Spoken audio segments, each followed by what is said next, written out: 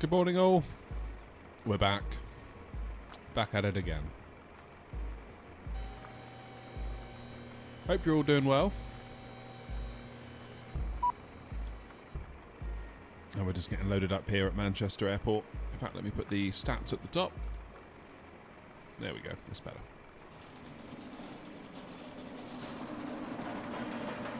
So we're heading down to Munich this morning. Morning, Dale. Simon's in as well. Nice to see you both. So yeah, the plan is today, try and get a little bit more practice with the Fenix. Because goodness knows we need it. Not to put too fine a point on it, but yeah, the Fenix landings have not been great.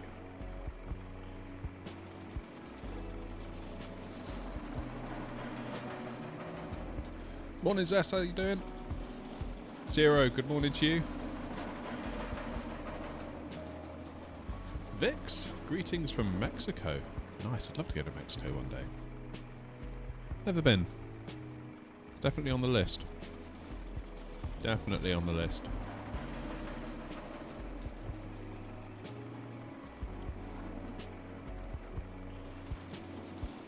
Right, so GSX is currently doing catering. No major faux pas from GSX so far, but of course it is early days. It's,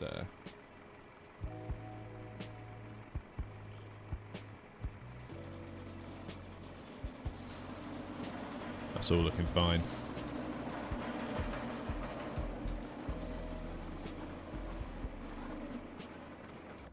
Oh, you were there a fortnight ago, Dale. Nice.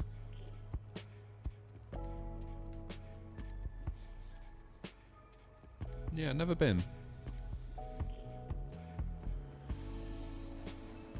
Cancun, that's Mexico, right? Because we've flown into there on the sim before.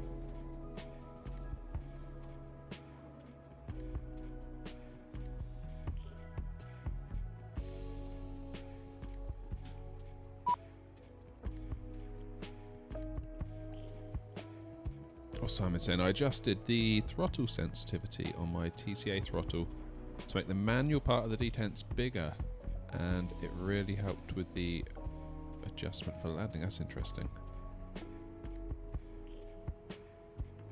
So what throttle have you got, Simon?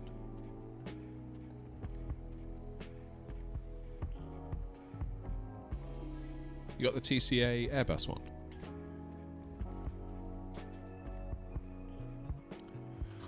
Right, start to get fired up.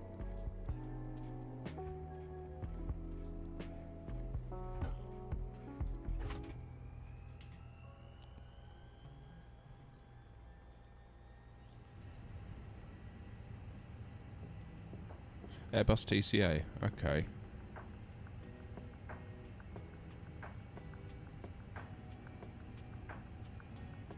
So the physical distance that you've got between the climb gate and idle is still the same. So what have you done? You've made it... I'm a bit confused, I've got to be honest. So obviously it still needs to get to the climb gate and it still needs to get to idle.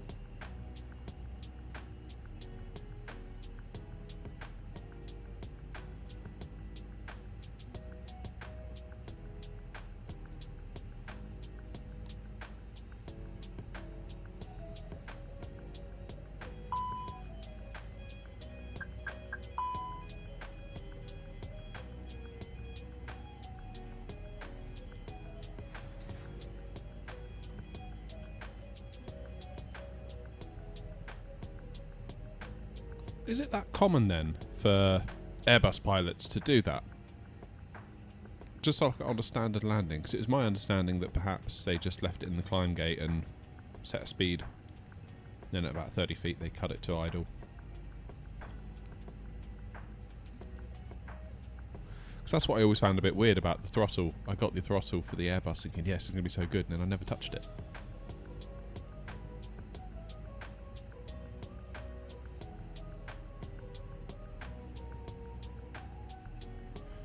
Made the 25% for the actual area bit adjust sensitivity to make it actually like 40.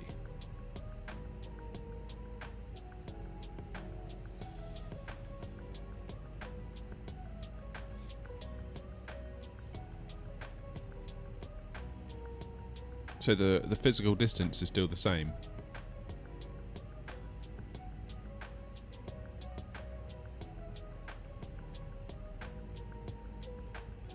It's not like you've moved the detents or anything.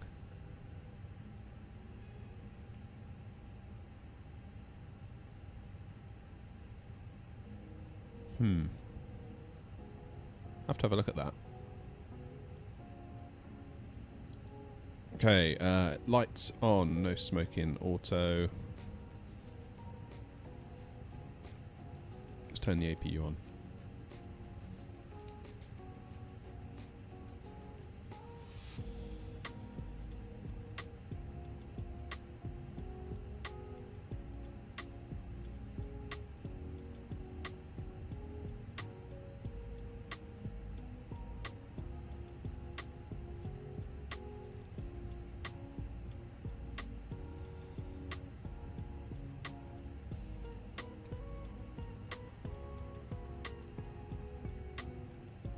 So effectively making the other areas less of the total travel because they don't need it.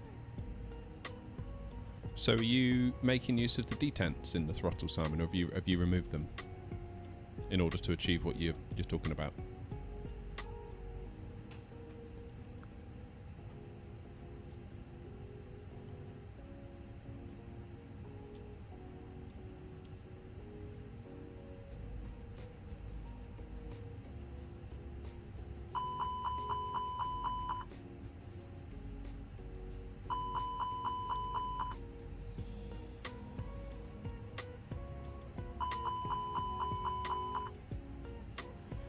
Let people stand up for this takeoff. Let them tumble like dominoes. Didn't Ryanair? Weren't they talking about that?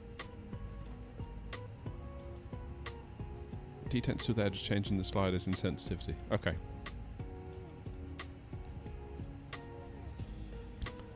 I think I can kind of picture what you're doing now.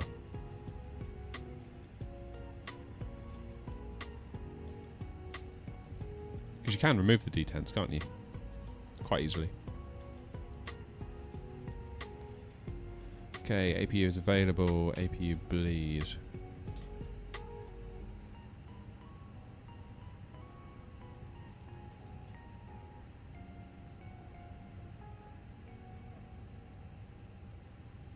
Okay, let's get some charts while we think about it. Oh, that was our last flight. Let's unload that. Import from SimBrief. Here we go. EGCC, EDDM, I should say. Hey, good news about the 737, eh? So what are we doing? Runway 08 left.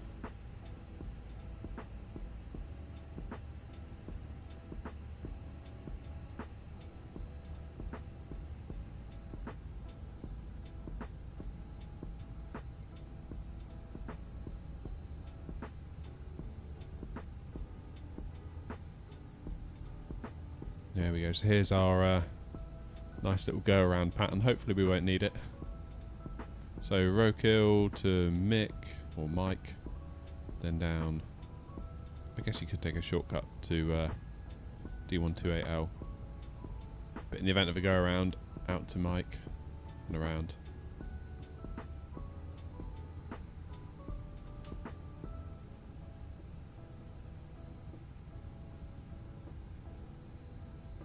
Morning, Sot.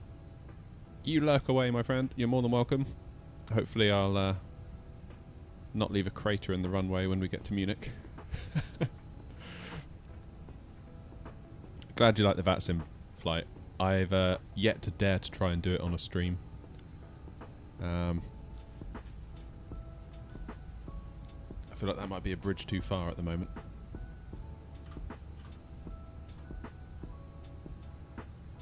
Not only that,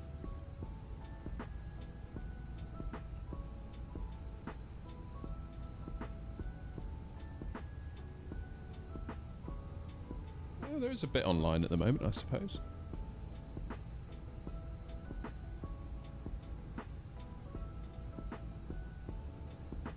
There is a little bit online.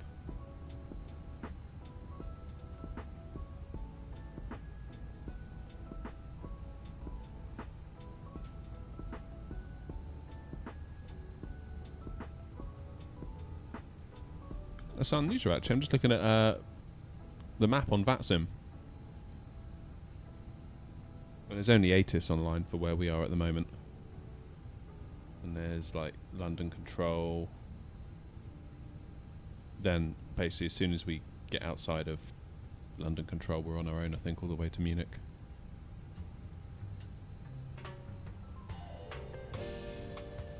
One day I'll surprise you. One day I'll pop up and we'll do one on stream. I kind of feel like I've only got 2 flights under my belt at the moment. So be nice to get a bit more experience on the go. But yeah, looking at airports, there's not a lot going on really. Wrong time of day, I think, for Europe. I guess most people are at work.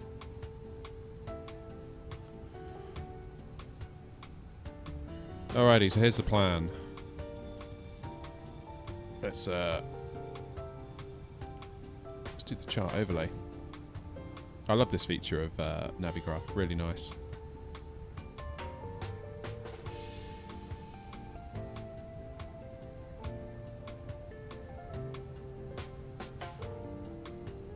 So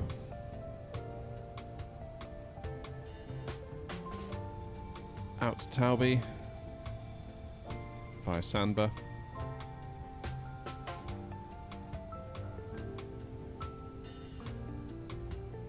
Then we need to be below 5, above 3, at 5, then we're good to go. Quite a short little SID really. A lot shorter than those that we're used to down nearer London. Then we head down over London,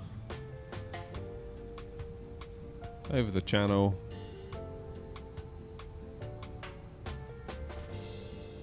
that'll be over Belgium, I believe. Yep, there it is. And then down to Munich. Should get some nice views on the way into Munich. So of course you're not a million miles from Innsbruck really, because you kind of have to go through the mountains. I think you sort of come in around here, don't you, to the mountains and then into Innsbruck.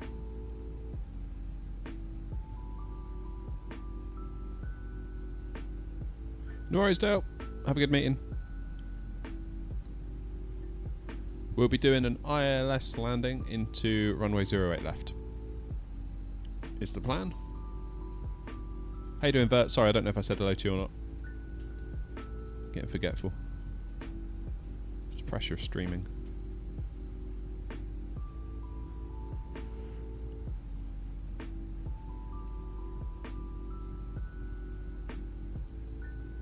So yeah, here's the plan. You could potentially be held at mic if we're on VATSIM, and then you come out around for your final approach in.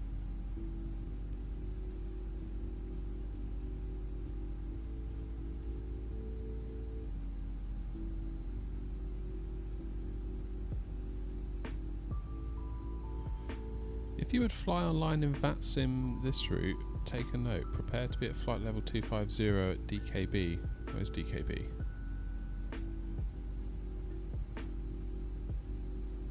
Okay.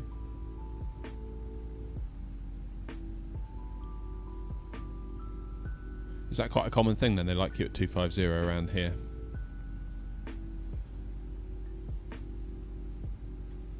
Did not know that.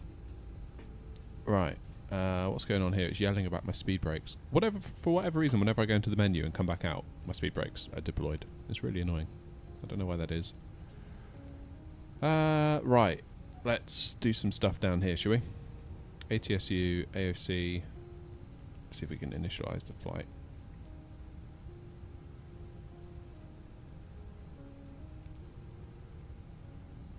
Here we go.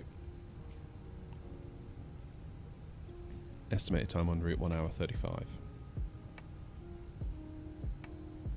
It's the point to get handover from upper center to approach. I didn't know that. That's cool.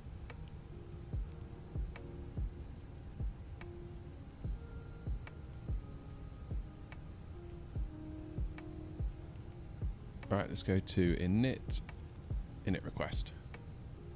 What's my side stick null zone? Whatever it is on the Fenix knowledge base. I just copied their settings. Honestly can't remember what it is.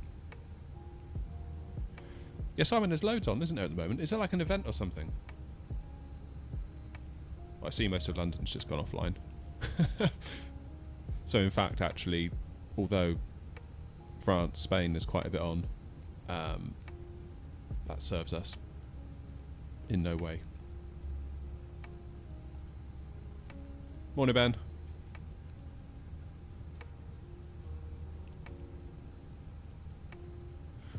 Alright, cost index today is 15. I have a cheat sheet where I take notes for all airports. It's funny you say that, because I was flying from Amsterdam back to Gatwick on that second flight. I don't know if you've seen the video, but it suddenly struck me that actually a bit of local knowledge can be a really powerful thing. Because I always assumed that it's just like, you know, it doesn't matter what they say, you just do what they say and you'll get there. But actually they started saying waypoints and things like that, and it's like, actually if I knew what they were and I could anticipate them, that would be really helpful. So I think what you're saying there is right.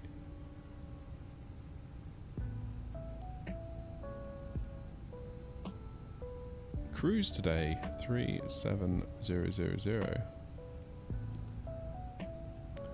No, Ben, I daren't do VATSIM on stream yet. I'm still too scared. I can just about manage it on my own.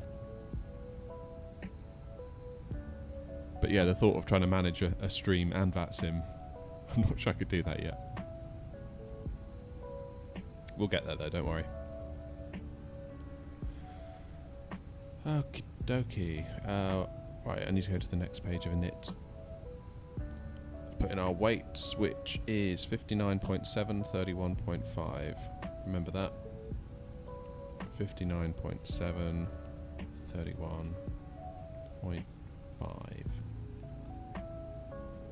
What? 59.7 slash 31.5. It's better.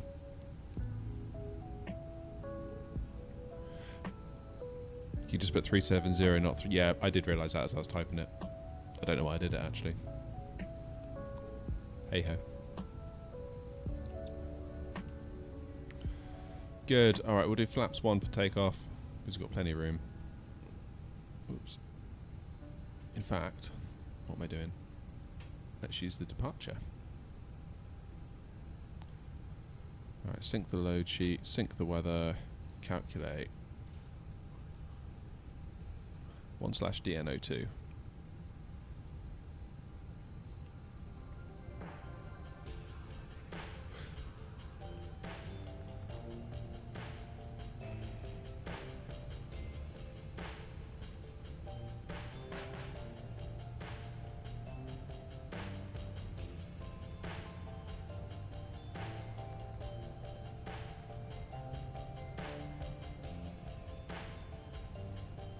And our flex temp is 64, 148, 148, 150.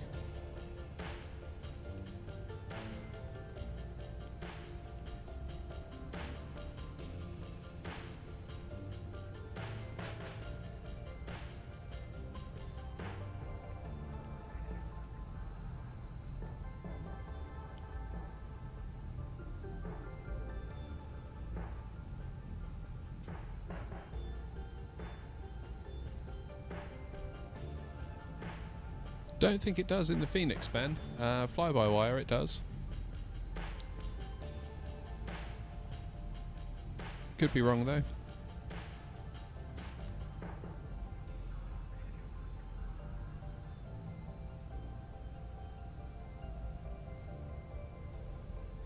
Arrivals in Germany are hard to find in the FMC, depending on the airport. MEC, you would fly the rock hill transition, which is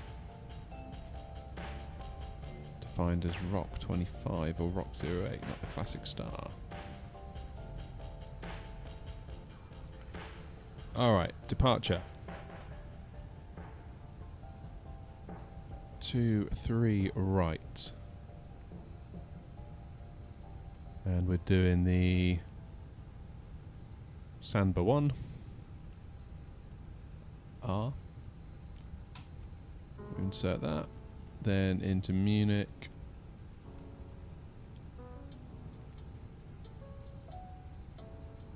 Oh wait, we're not doing... I've got my charts wrong.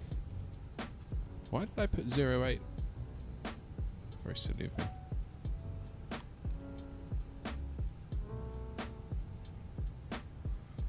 We want to do 2, 6 left.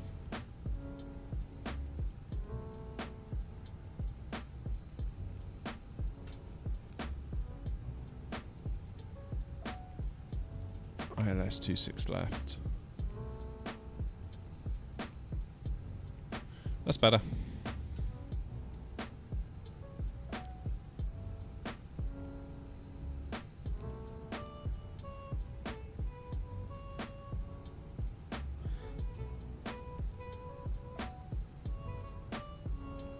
Been flying the 737-800. I'm getting good at operating the aircraft in terms of switches and system knowledge. Yeah, it's... see, I spent ages in the A320. And then I went to the 737 and I was like, what on earth is this? You know? It's so different.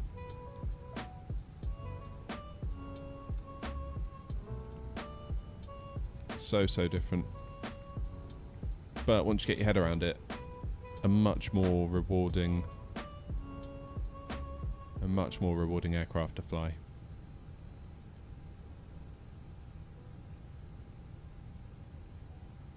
Okay, Rocky 1B.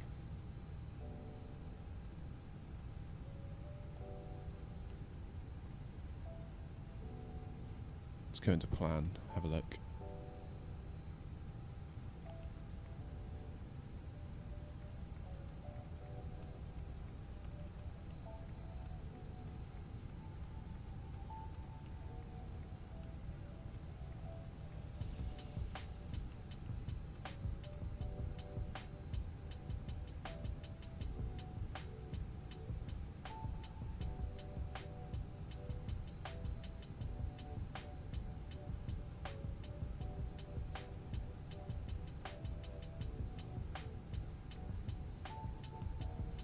Let's just zoom us out a little bit.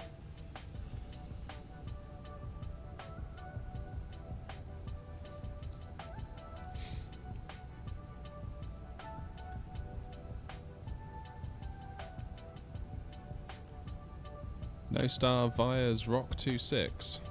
Let's have a look.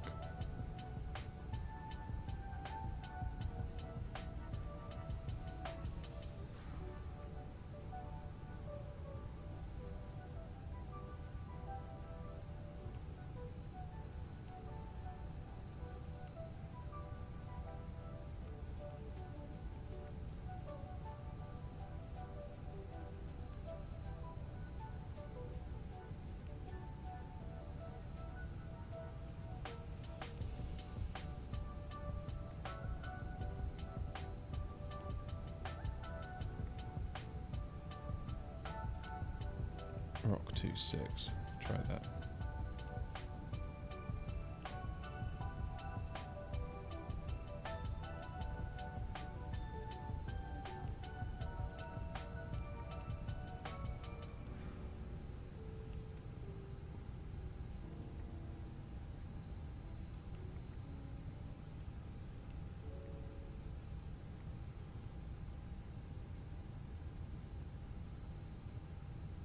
What is going on here?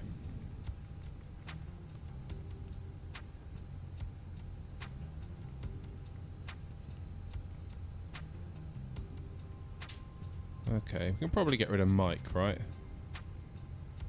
So I feel like we're just going all the way out to Mike, just to come all the way back around.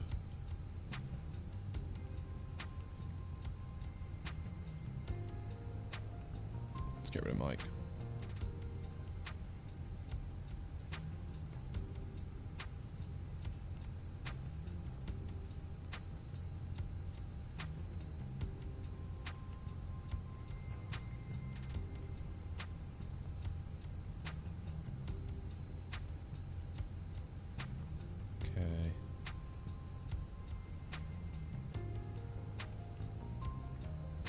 Yeah, that looks pretty good to me. That'll get us there.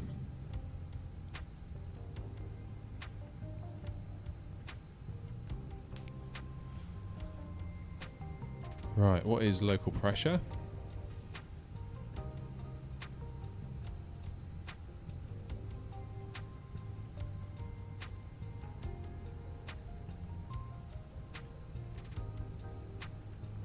.015.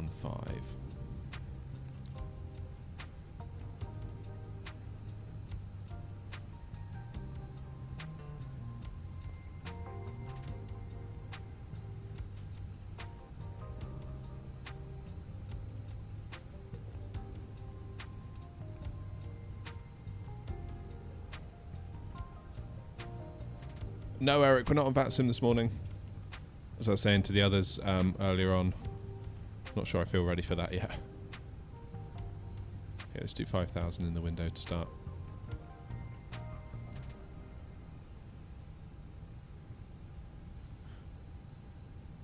Yeah, it's a bit strange that. I mean,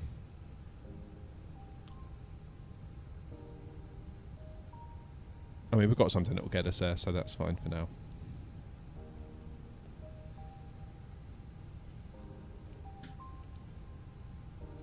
Jolly good. Right, how are we looking up top? Got APU bleed on, external power, navs. No white lights. I think we're ready for a push.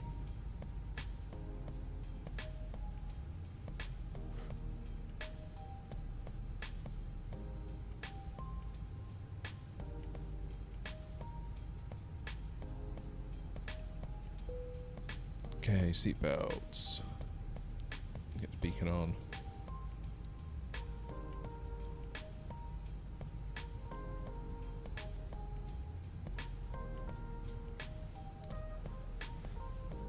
I have flown off VATSIM, Eric.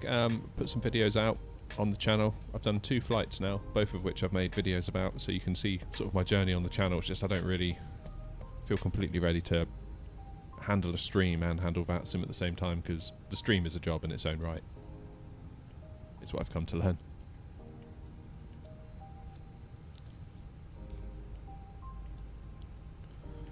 Jolly good. Right, let's do predictive wind shear. Do the doors lock even work on here? I'm sure they do.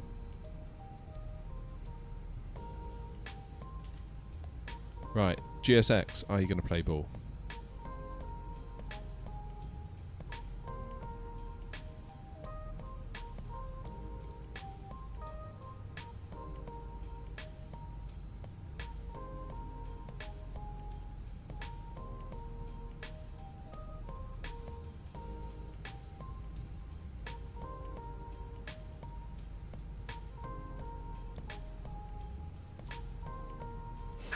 Hello, Captain.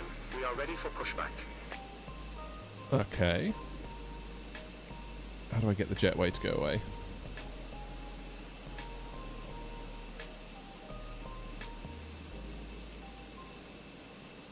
Hopefully it'll just go on its own.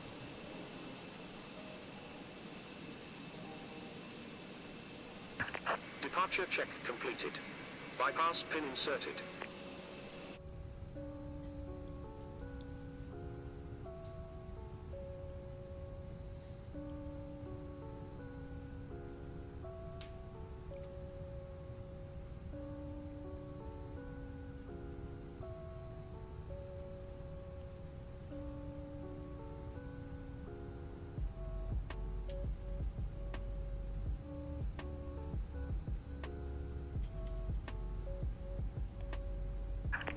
Locking gear. Okay, so in terms of a taxi route, we'll take Romeo, November Charlie, Lima,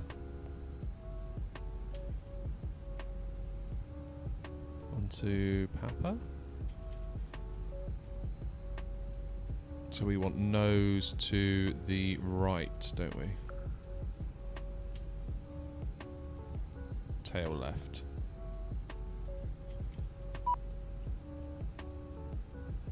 Oh, I need to do the ground shocks. I always forget to do that on the Fenix.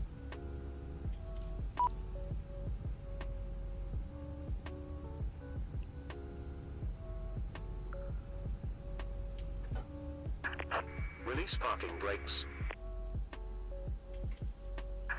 Commencing push. All engines clear. Start at will.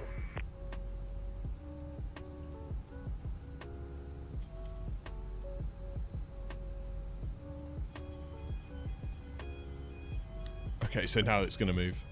Yeah, that seems like that's out of order. Maybe that should have gone first before we push back.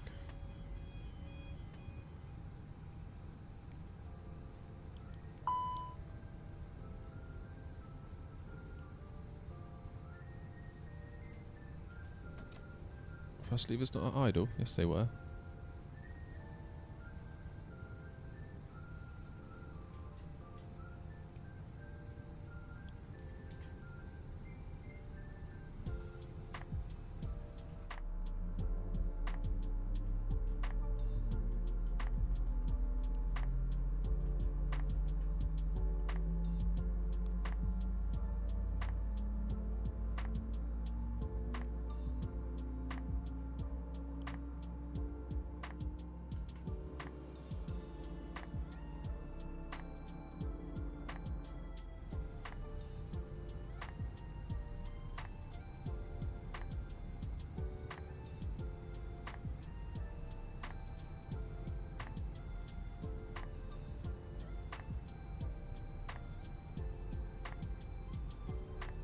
Okay, start engine 2.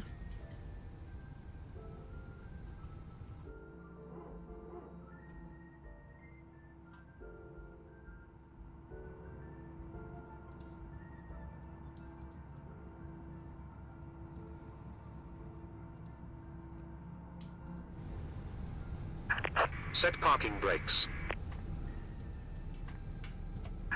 Waiting your confirmation for good engine start.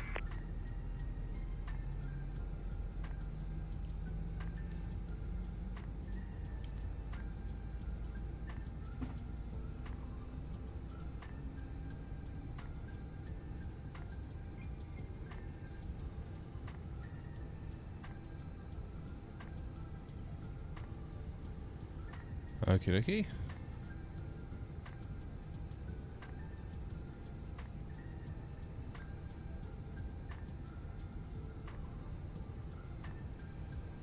That's looking good. Cockpit to ground. We have a good engine start. It's okay, we'll do You auto can brakes disconnect. max. Flight directors are on, local pressure is set.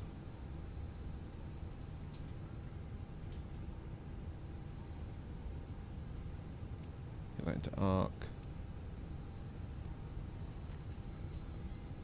On the spoilers.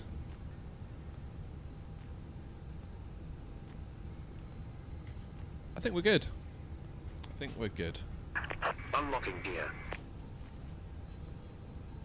Once we've done taxi lights, of course. Taxi lights on, and we can turn off APU bleed, turn off the APU. Tow truck disconnected. Bypass pin removed. Left is clear. Right is clear.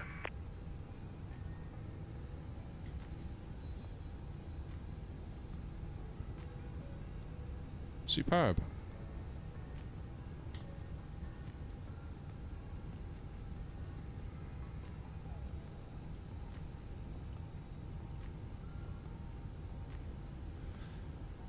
What's that you're saying, Ben? One thing you like about VATSIM is ATC has local knowledge. I was flying into Denver and had no clue about the area. She flew in Australia, so we landed in the wrong runway after making a rapid descent.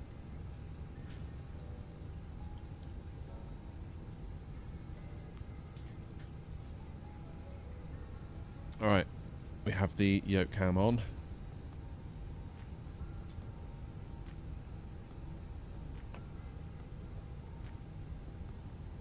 Let's go.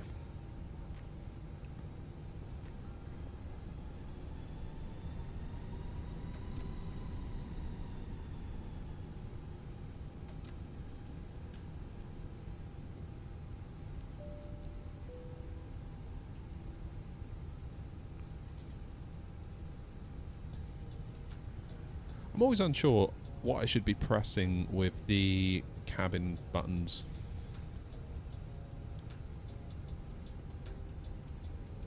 I feel like I just press the all button and then just hope that that's enough.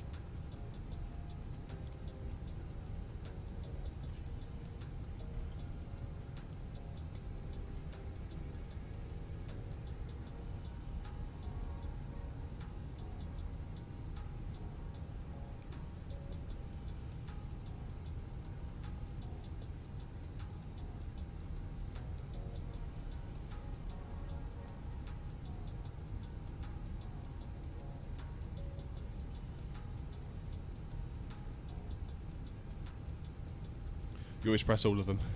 We're glad to know it's not just me then, Eric.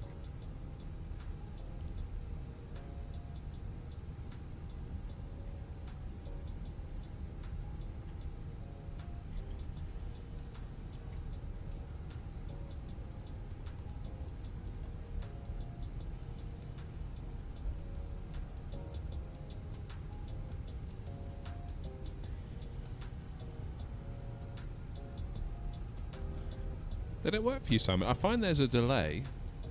Like, you don't always get what you think you're going to get in a timely fashion. So you press it and then, like,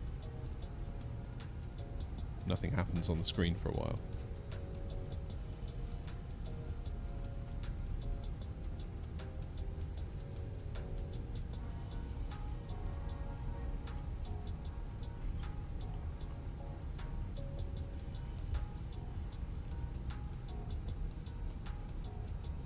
Okay, so we're going to take a left here, head on to Lima.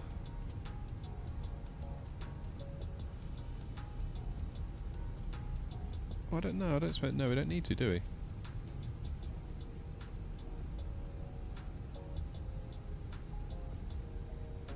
You press them but no sound. Oh, okay, that's definitely weird. Cheers, okay, appreciate it. I'll be honest, I feel like the second VATSIM video wasn't quite as good as the first one, but that's maybe because it was the first one. I think the first one was always going to be pretty good because it was like your first time at doing it.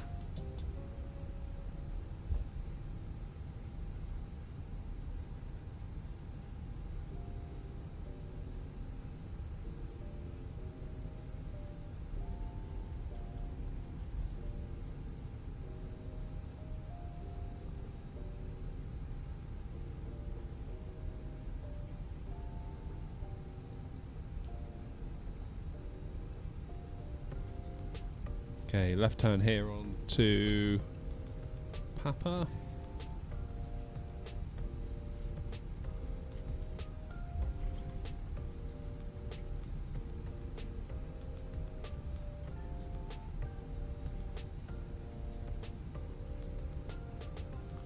Obviously, I'm being my own ground controller today.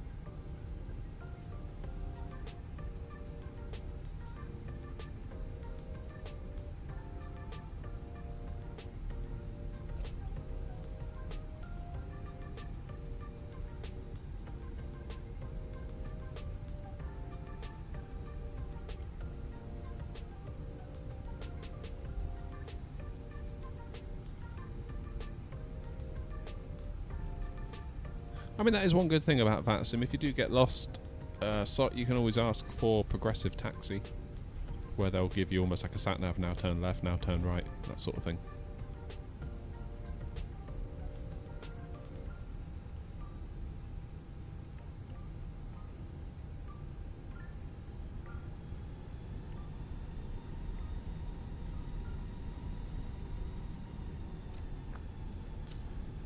Nice to see a Southwest jet parked up at Manchester. Love to see it. To be fair, I'm not using FSLTL properly. I should probably start either using the Flight Radar 24 traffic, because at the moment I just turn on the ground traffic and it just uses deliveries at random, I think. Which is fine. Definitely comes into its own with VATSIM.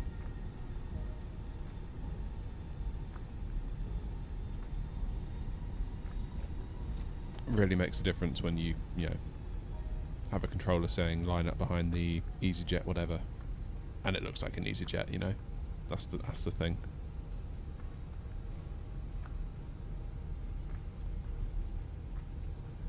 This is my home airport. No, not really. I don't really know what my home airport is. I kind of live in the middle of nowhere, so I don't really have a home airport.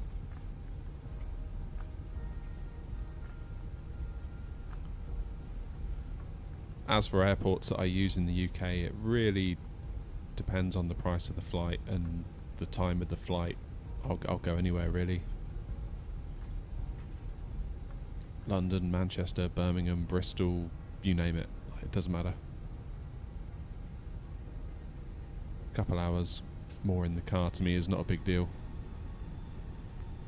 I know to some people it might be.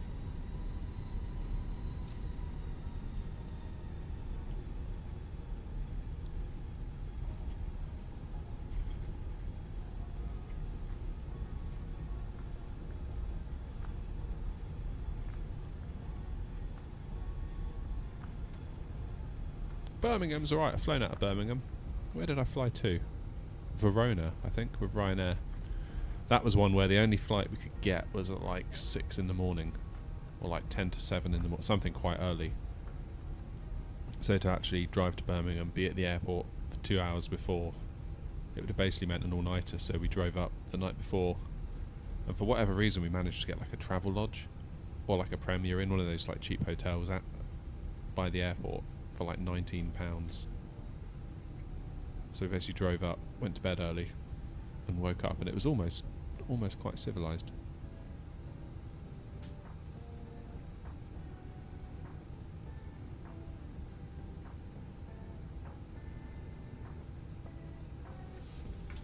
Okie dokie.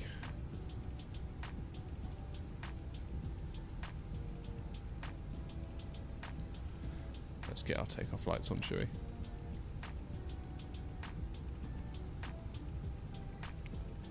Very good.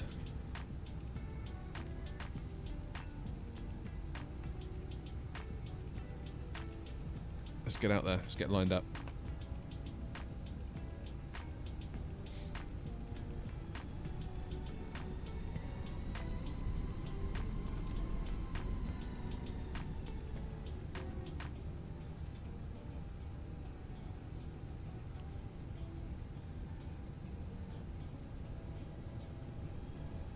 Anyone playing the new Forza today?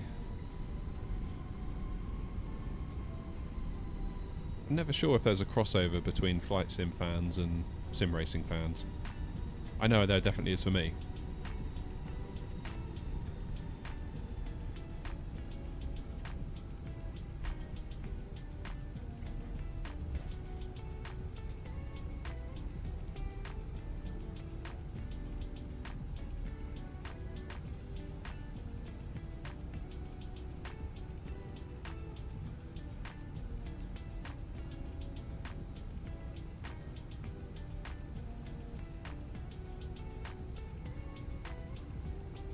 Okie dokie, let's get lined up.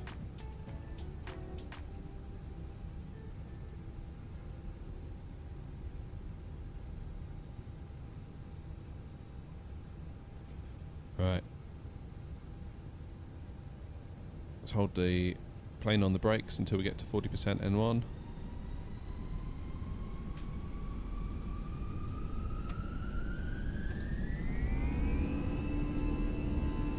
Let's go to Munich.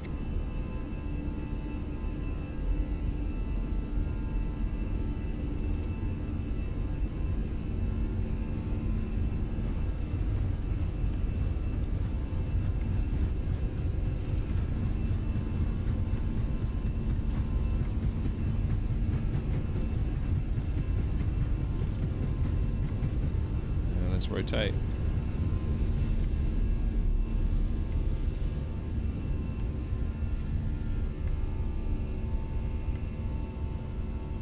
Positive rate of climb. Gear up.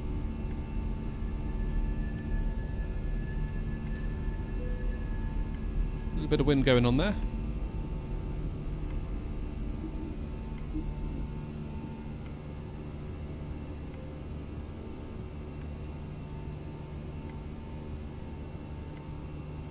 Definitely getting blown around, aren't we?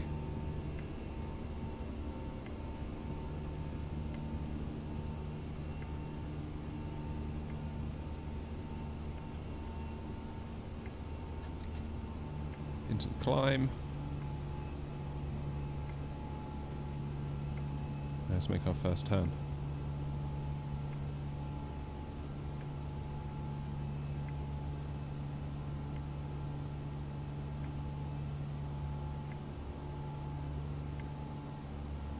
A little bit late on that first turn, I must admit.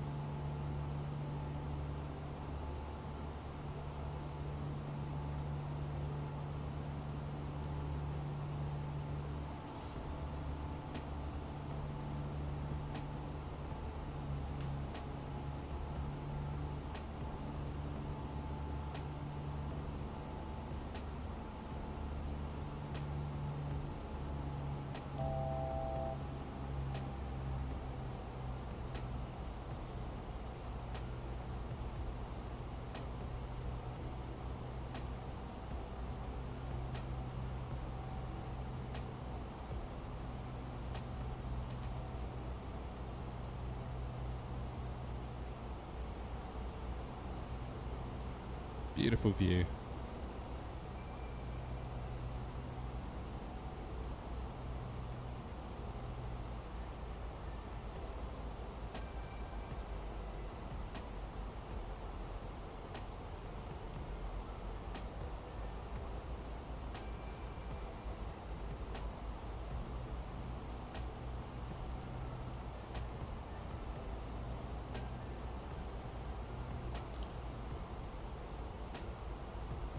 There we go, let's get that autopilot on, shall we?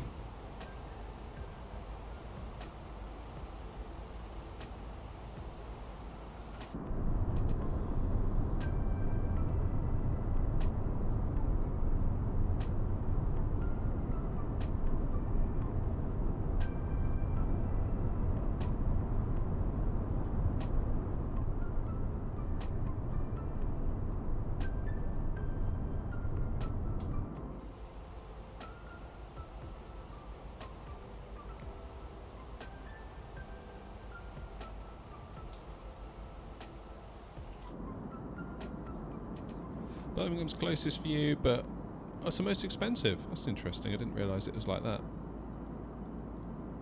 I always thought East Midlands was mostly a cargo operations centre. I didn't realise you could do passenger flights out of there.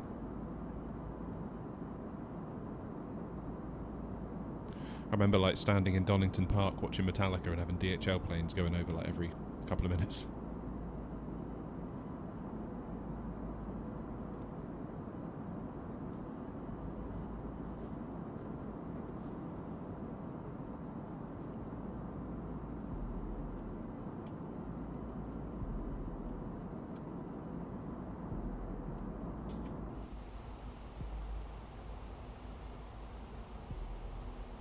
Okay, let's disarm the ground spoilers.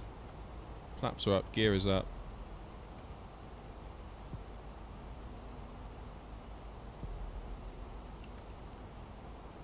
Then after this we're good to climb up to 370.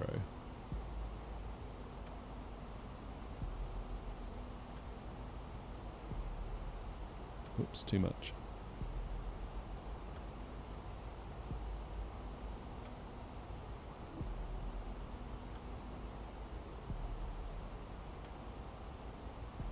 There we go. Plane should start to climb. Standard pressure. Standard pressure. There we go.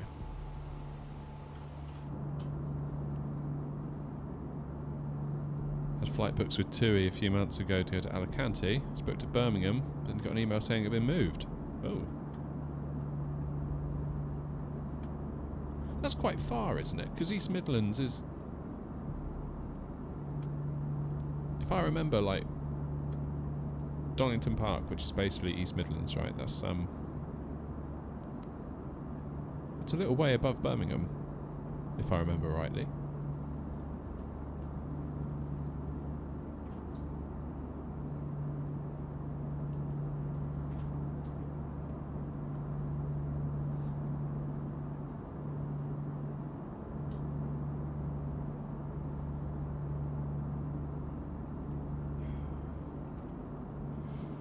Sorry, Dale, I just saw you said you played Forza Forza Horizon, but not Forza Motorsport.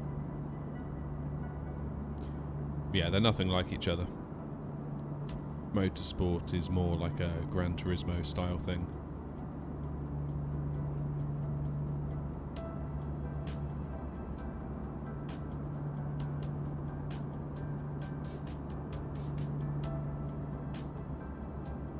I was going to say, Simon, I kind of thought it was more that way, yeah.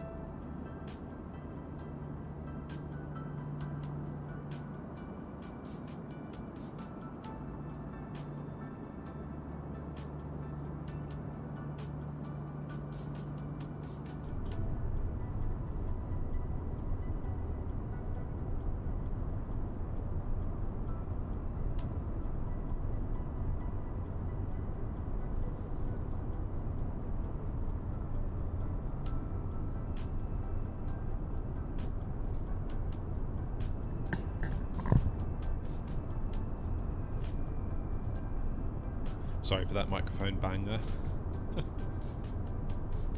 Never used to get that. So, those of you that have been around a while, I used to use Nvidia Broadcast on my microphone.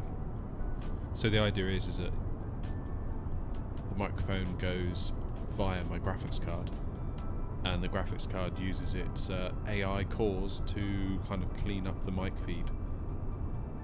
But I was having loads of issues with it in the sim. In terms of performance and things like that, so I had to kind of drop it.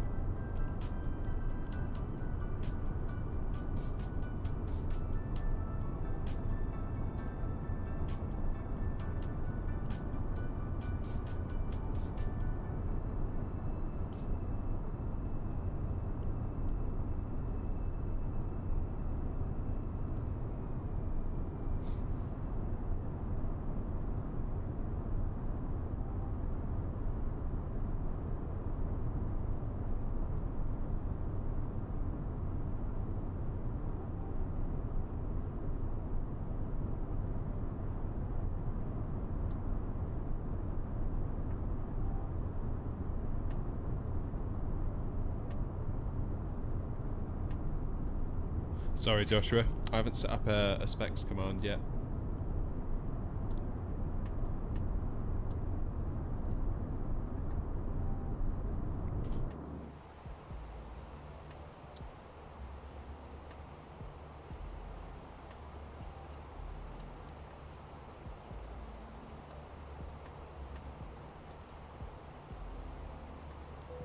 Let the passengers out, shall we?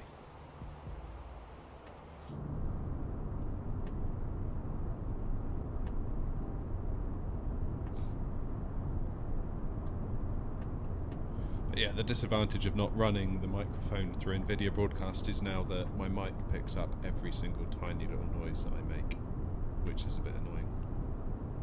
I mean, Nvidia Broadcast was seriously good.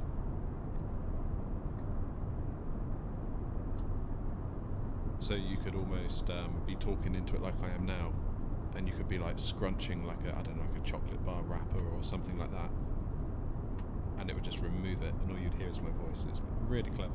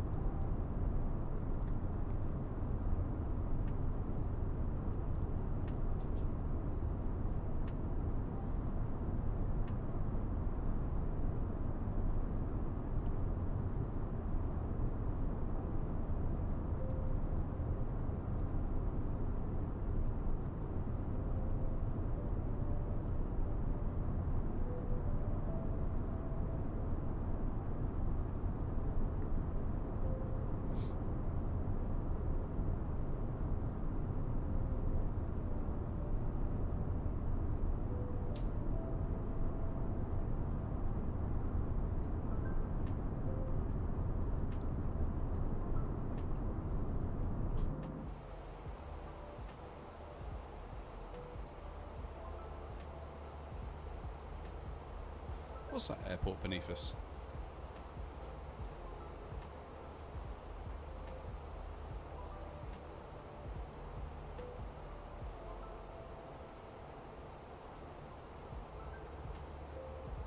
Oh, it's Birmingham, isn't it?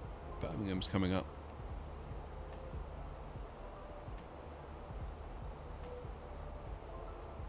Actually, wait, no.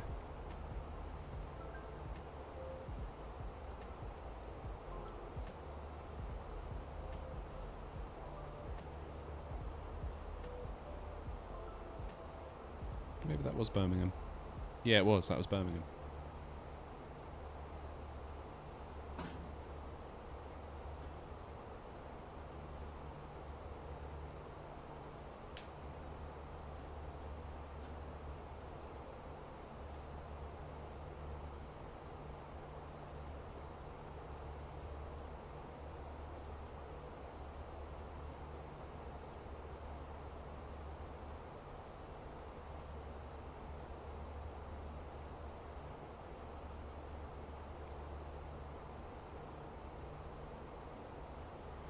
Splatty, how you doing?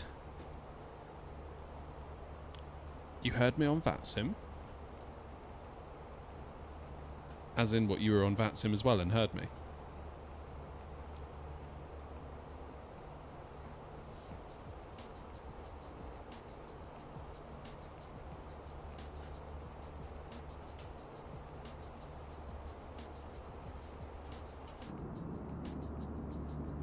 There's Coventry Airport down there.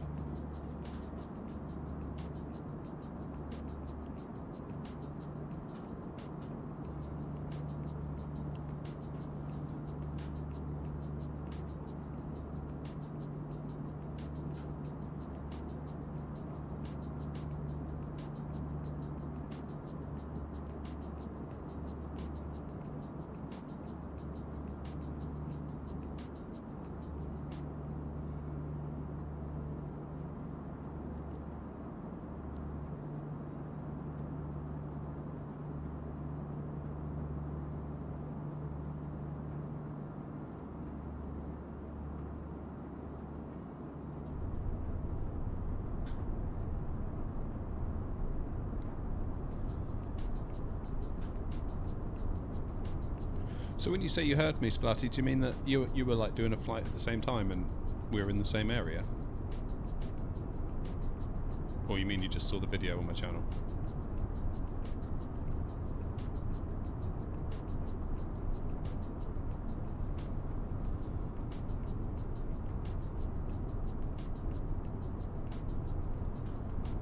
Finally ordered an SSD to replace your last hard drive.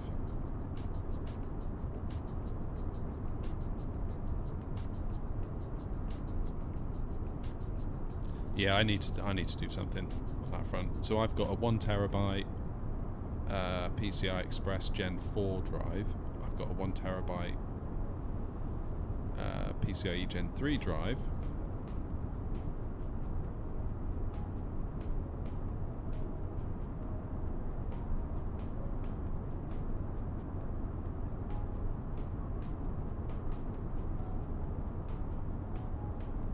And I've got a 500 gig SATA SSD that's like donkey's years old at this point. I'm amazed it still even works.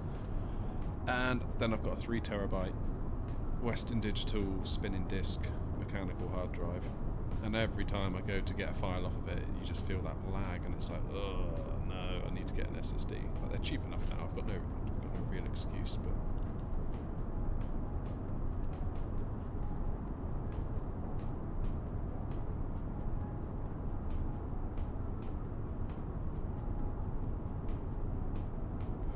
Oh, and Brussels control. That's cool. Thanks, Tom. Appreciate you being here. Glad I can be a worthy distraction. Jalise, good morning.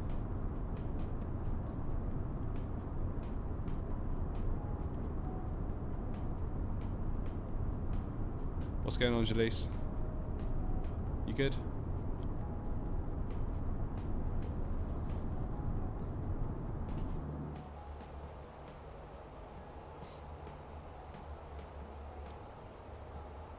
Okay, that's annoying. I just tried scrolling my mouse wheel on another window on my PC and it zoomed the sim.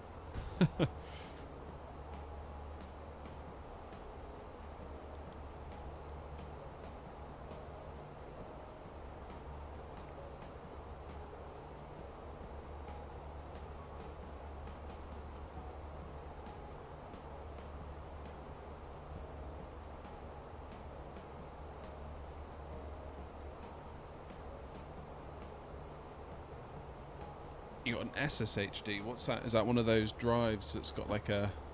Is it one of those hybrid drives?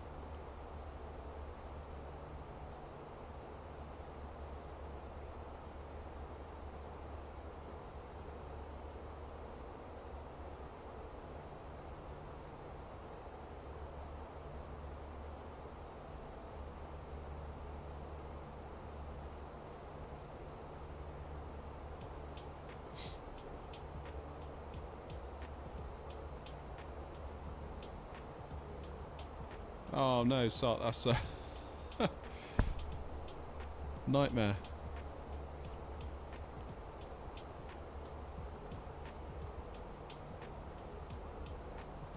Mechanical drive of extra large cache, yeah.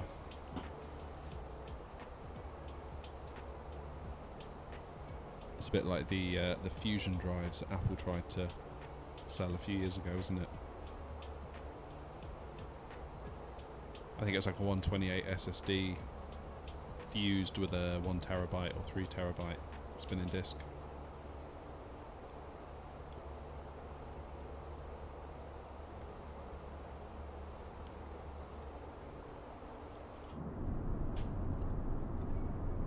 I keep thinking maybe it's time for me to do a clean Windows install. Generally once every year, 18 months, I kind of feel like it wouldn't be a bad idea.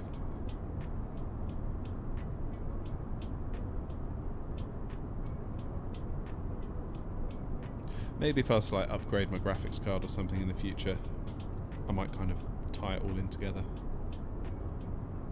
I keep thinking about a new CPU and GPU, so...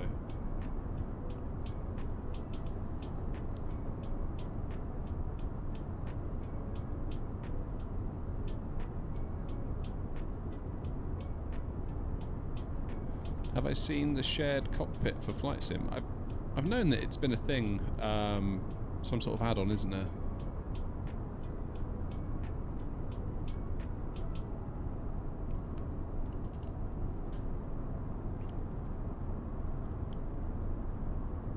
Yeah, it's a gorgeous view, isn't it, Splatty?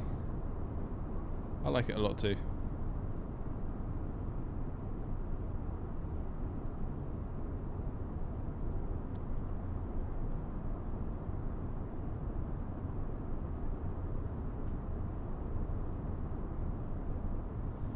I see there's rumours now of a 4080 Ti, maybe a 4080 Super, whatever they decide to call it, but based on the same silicon that is used in the 4090, just a bit cut down.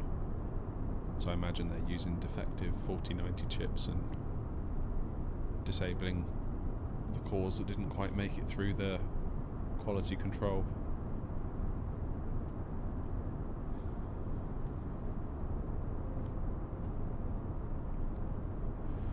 Thing is, if they announce that in... So, they're probably going to announce it in January.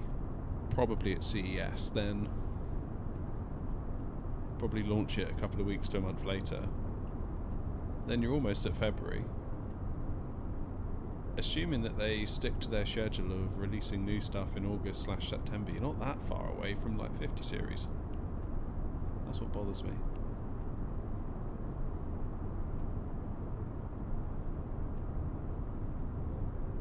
Oh, the 5700 XT was a brilliant card. Love that card. Like, I know people say like, oh, AMD, they're not competing at the high end. It's like, yeah, but where they are competing, they're really competitive with the 5700 XT at the time. Great little card that was. And to think that you could pick it up for $299 at one point as well. And obviously, then COVID happened and crypto mining happened and all of that stuff happened.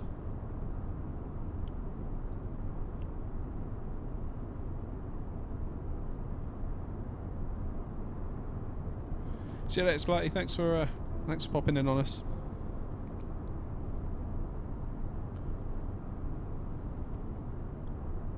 And there is Heathrow. You can always spot Heathrow by the reservoirs.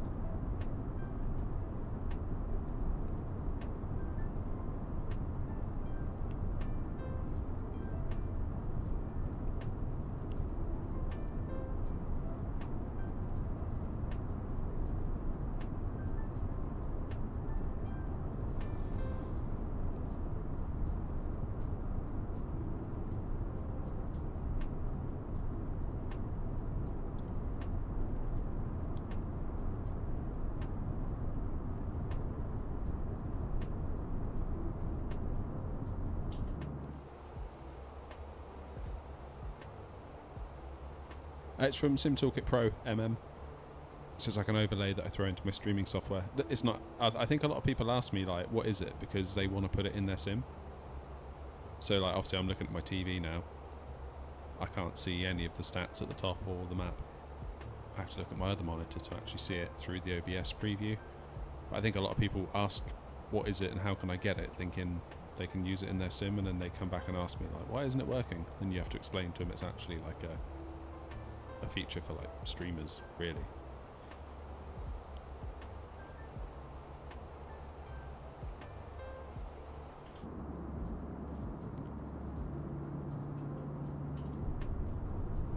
What can we see down there?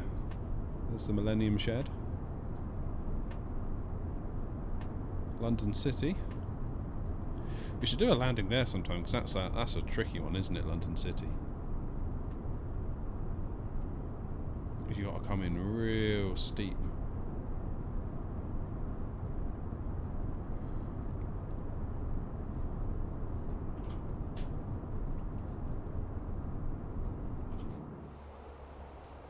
Yeah, Jalise, I think Bevy might have to prepare to have his dreams crushed.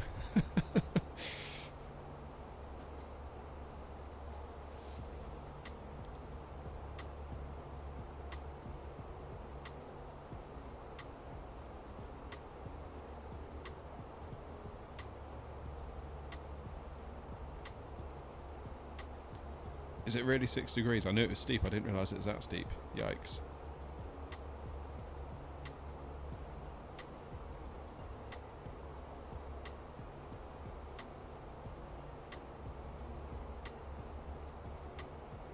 If I weren't in autopilot, Simon, I would rock the wings.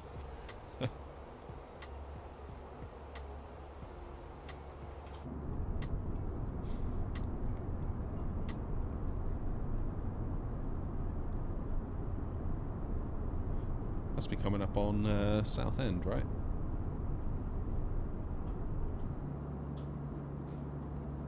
Where is Southend?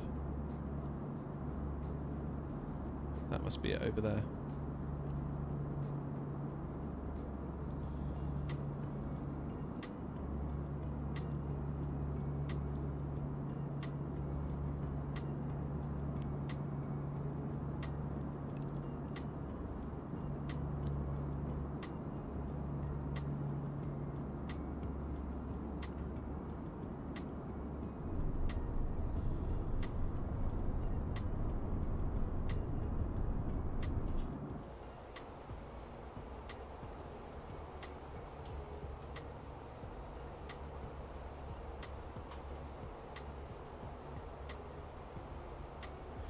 There's Southend, isn't it?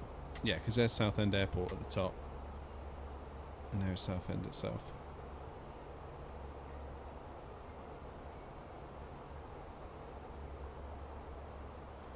Looks like it hasn't quite rendered in the pier. Which I think be about there.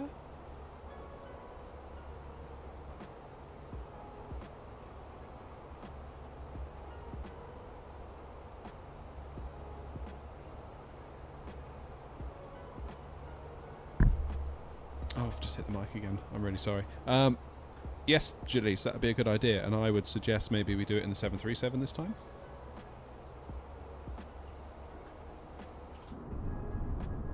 Portsmouth. Aren't we a bit far for Portsmouth? I guess you get Eastbourne, those kind of places.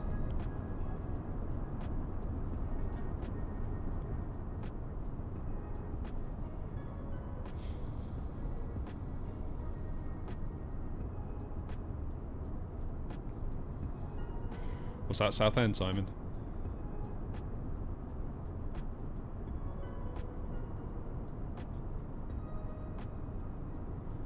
I spent a lot of time in Southend many years ago.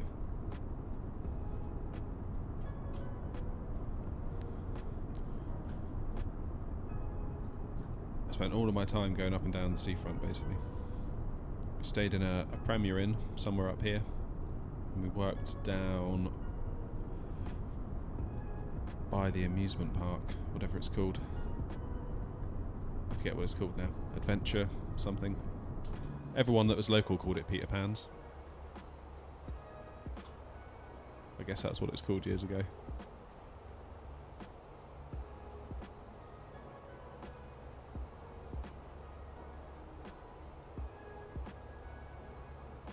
Haven't been there for years now.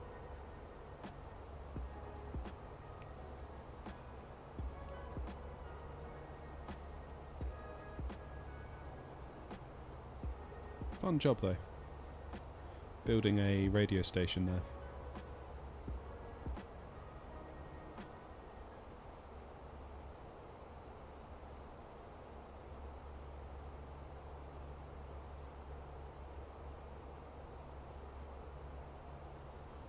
No, Eham, not today. Not today.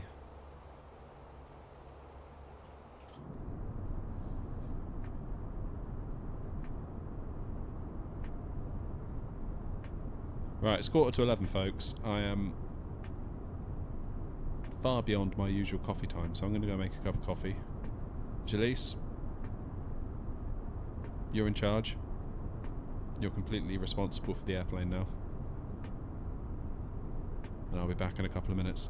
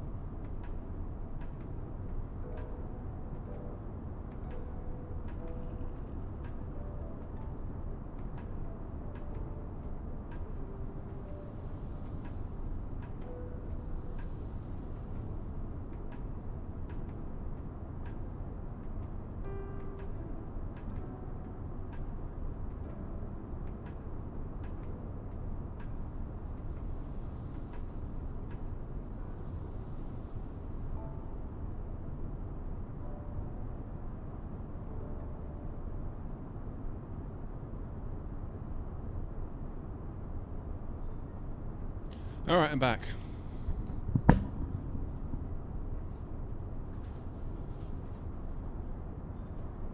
Jalise, you are now relieved of your duties. Appreciate it.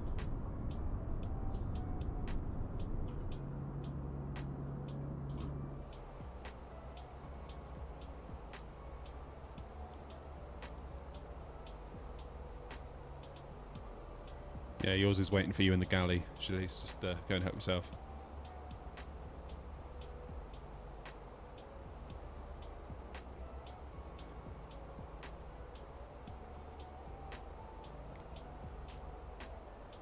Have a good flight, Eric.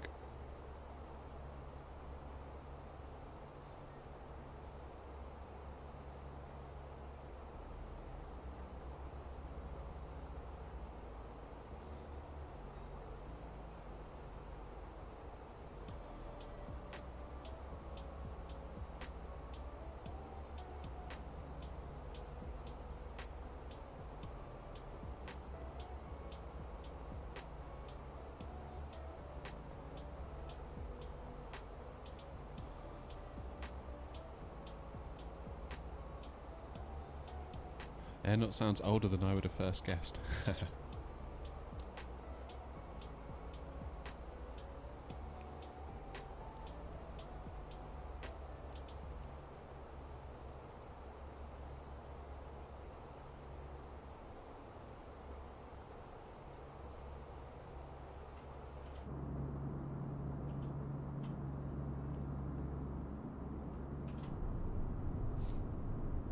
I love the way the fields look when you sort of get over to the continent. They look different.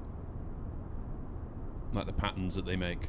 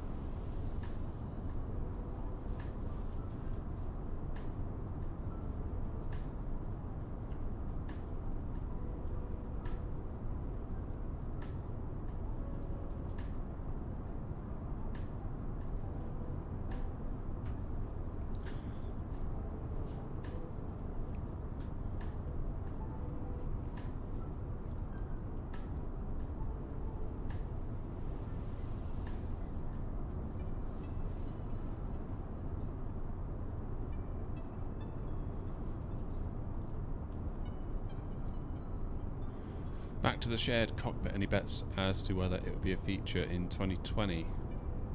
So that it was a feature that Asobo were going to do first party, wasn't it?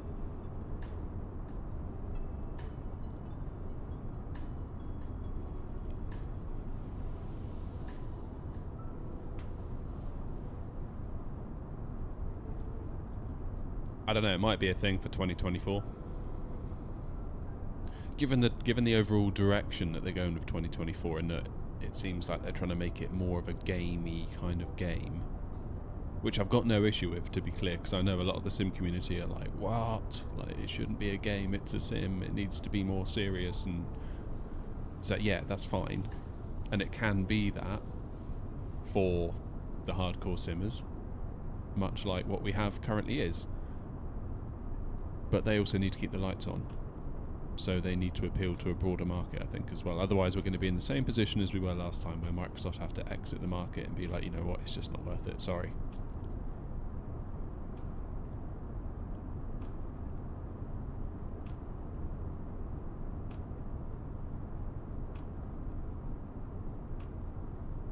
It's planned for 2024, but not at launch. Yeah, that makes sense.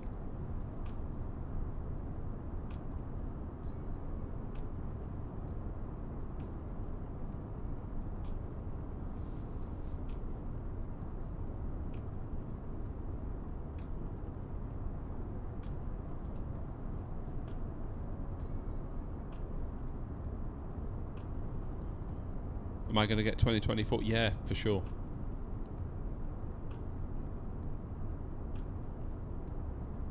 I think I kind of have to, Given that I've got the channel, it'd be really silly of me not to. Very, very silly of me not to.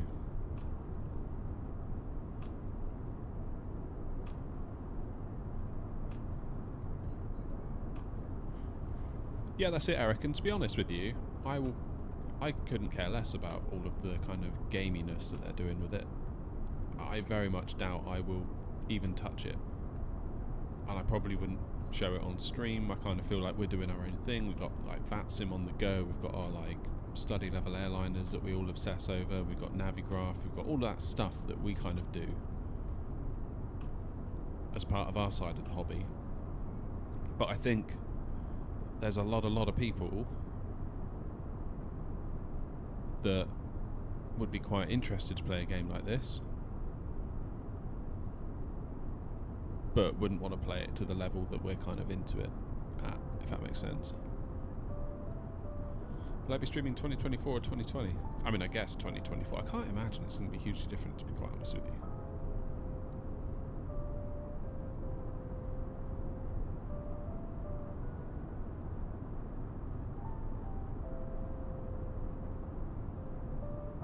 Like, I had some friends that they sort of knew that I've always been a bit of a flight simmer, so they said to me, oh, you know, you're going to get it? I was like, yeah, I'm going to get it. And they were like, yeah, we might play it too. I was like, okay, cool, good for you. And very, very quickly they were like, yeah, don't know what to do, really. Like, they've picked an airport, they've done a takeoff, they've done a little lap around the airfield, and they've landed, and then it's a bit like, is that it? And then obviously the landing challenges are there, so they did a few of those, but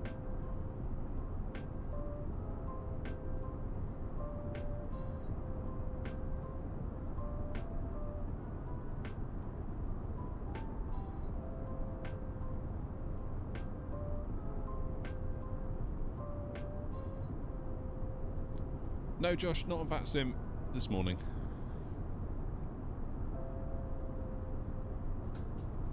So yeah, I think it's of the utmost importance that Asobo find a way to make it a more broadly appealing game.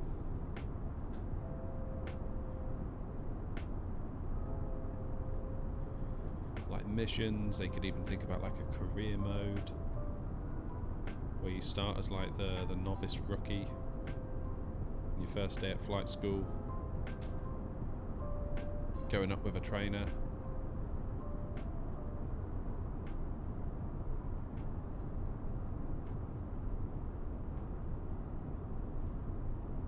Getting qualified, then you can do some missions, then you can maybe go up the ranks, start flying in jets, then you can maybe try and get a job, then you can start flying routes, then you can maybe make money, yeah, all that kind of stuff, a bit like Euro Truck Sim does.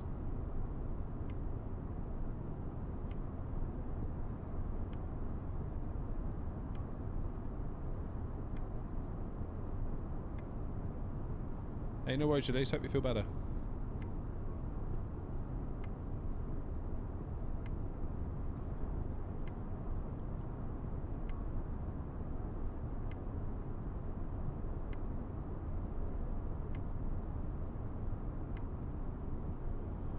Those add-ons, yeah, but they're add-ons, and a lot, I would imagine a lot of people that play this don't even know what an add-on is. There's a huge amount of power in the defaults.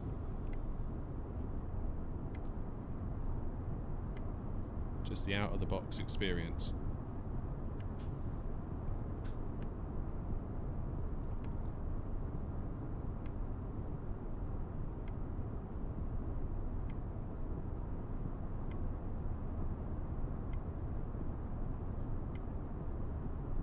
I think sometimes maybe we're into it a bit too much, that we can't, we sort of lose sight of what other people see when they see the game. So obviously we see what we know and all the add-ons and all, you know. It's almost like what Asobo provide us. It's almost like a canvas for all of these add-ons that we use to actually make the game that we want to play. But for a lot of other people, that's not how it works. They'll turn it on, they'll play it, and give a thumbs up or a thumbs down based on what they see out of the box, so I can totally get why Asobo are going the direction they are. And I think we should be supporting them, because if we want the sim to have longevity for us, it needs to keep the tills ringing, and that's a very good way for that to happen.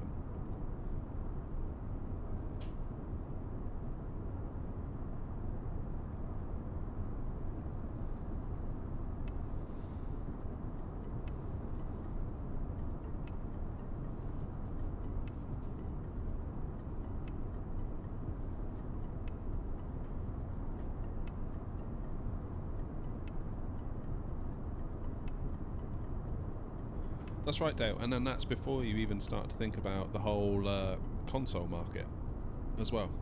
So, yeah.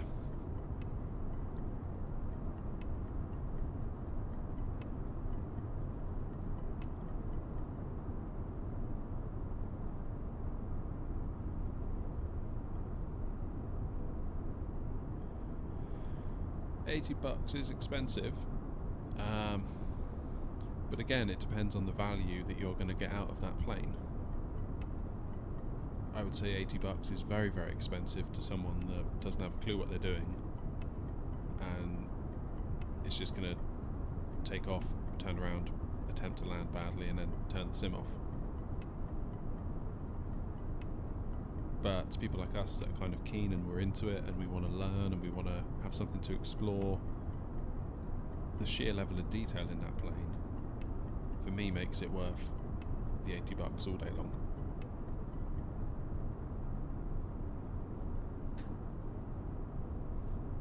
Oh wow, yeah, people don't like Forza, do they? I was curious whether there'd be any crossover between flight sim fans and sim racing fans. I must admit, I am more of a Gran Turismo guy myself.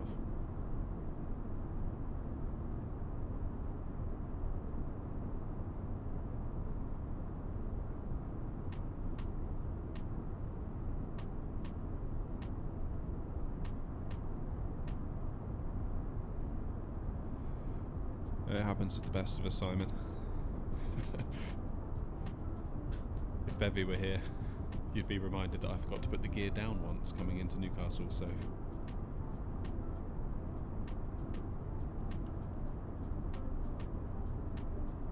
yeah, it happens.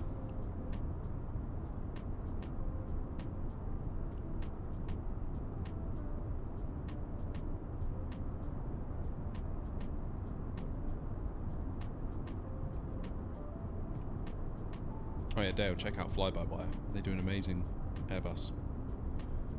And Headwind have taken that and forked it to make a A330 out of the same tech. Very cool. It's not quite as detailed as like the PMDG and the Fenix that we're in now, but it is really flipping good considering that it's free. And they're coming out of an A380 as well.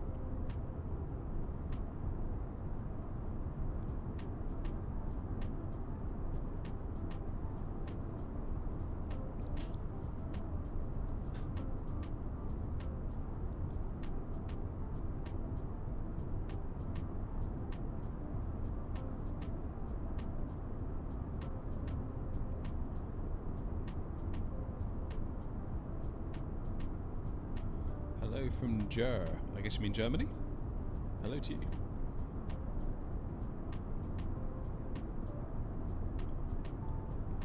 Headwind, yeah.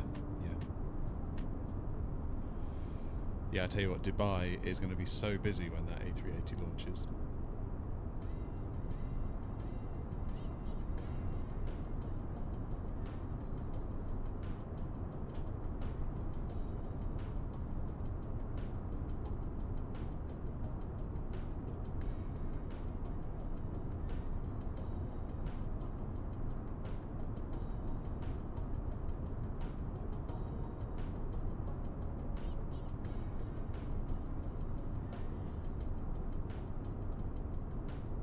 Oh, I hope we get a good landing today.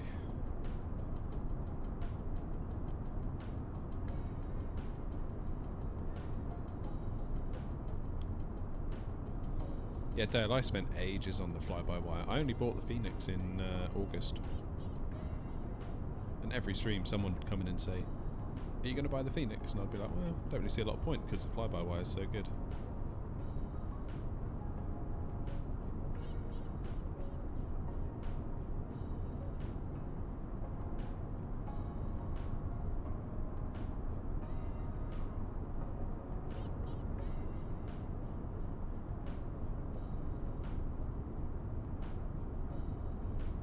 Market man with LED system K plus. I have no idea what you're talking about.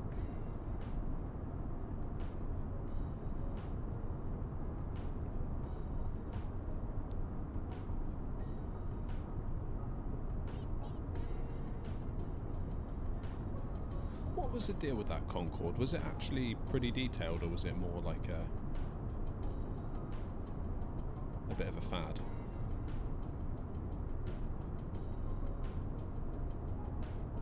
You still see quite a lot of it now on VATSIM. I've noticed that.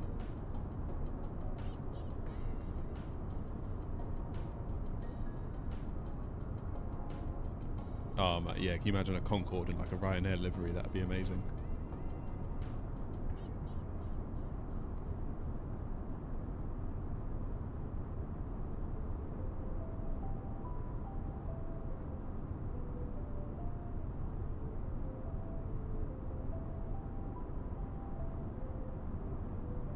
It almost seems like making a study level Concorde is almost like too much of a task. A, because it's not in service anymore, and B, just because of just how amazing the actual aircraft was.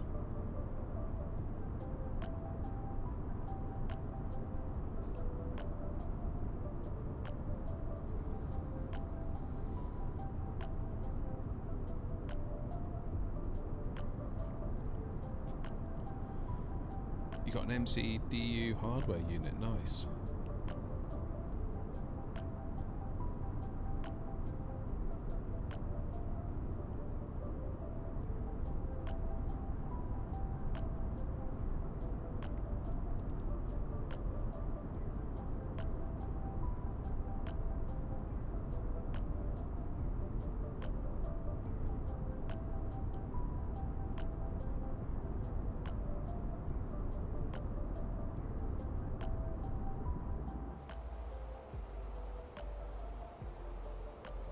Everything seems to be under control up here. That's always good.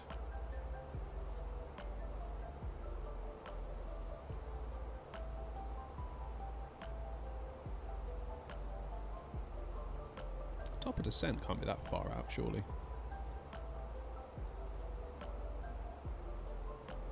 Maybe it is. You got 180 miles yet.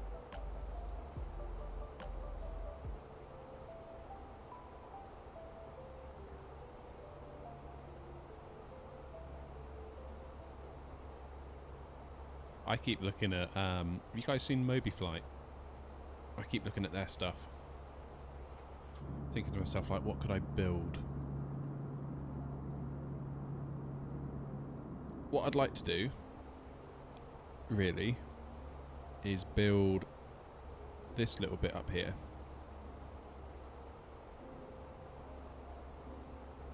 Somehow.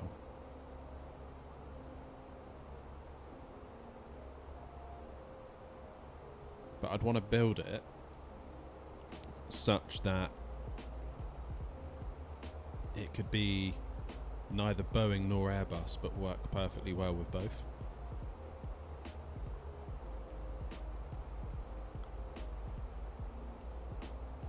How many miles to the next waypoint? 22.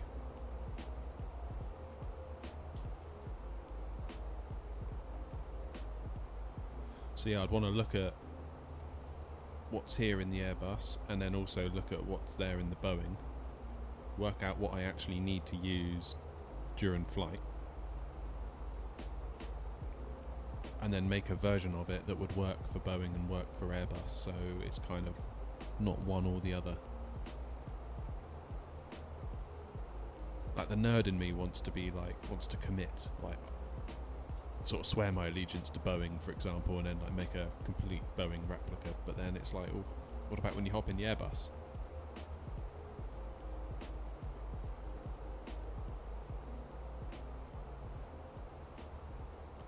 not possible if you use the Fenix. No way. Not even a Mobi flight. Don't they use like sim variables rather than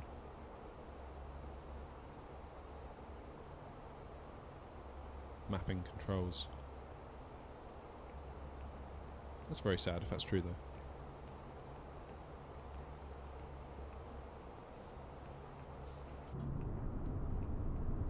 I do. I have a not a mini one, but not the XL one. I've just got like the normal one, the 5x3 size one.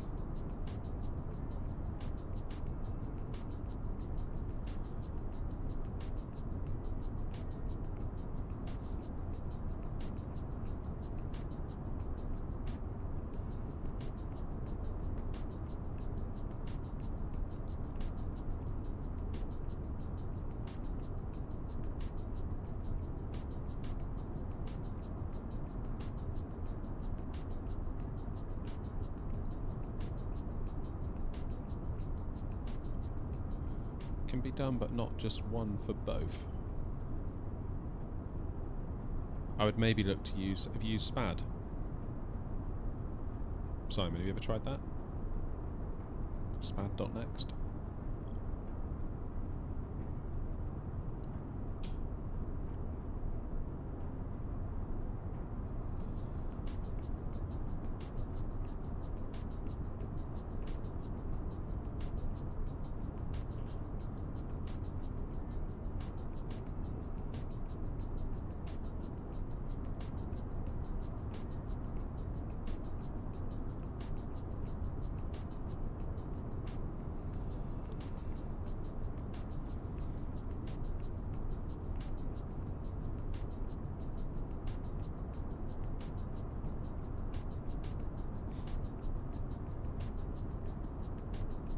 So, the mini FCU thing, does that work with the Fenix or not?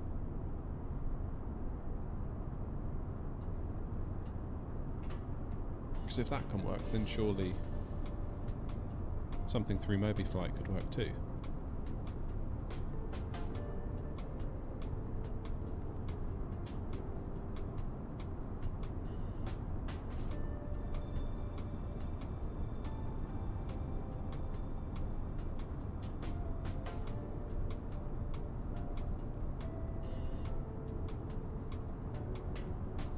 I've got to be honest, Simon, I haven't heard of those things that you just said in the chat.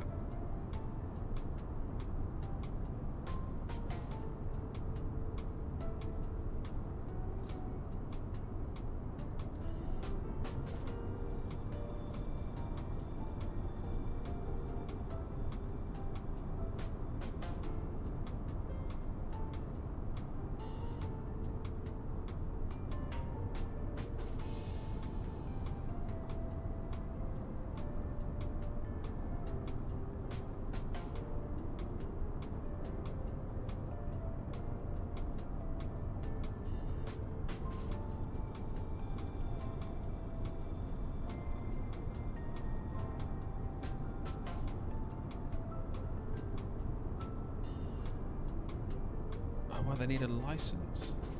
Ugh.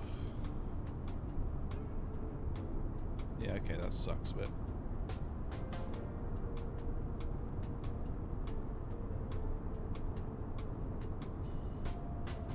Okay, maybe I need to fully commit to Boeing.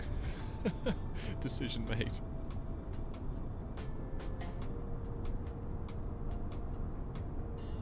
Axis and OHS is like SPAD. Okay, fine. Thanks.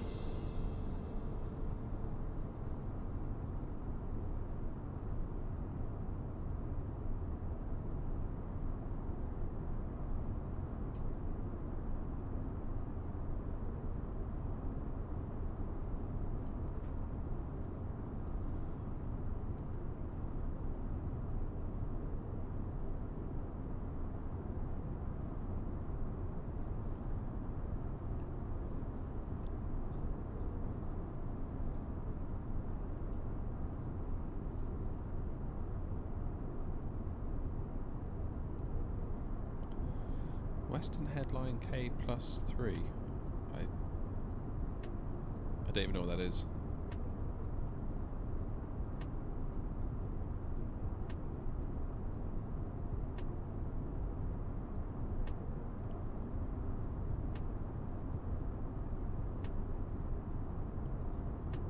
Does anyone else know what that is, or am I being silly?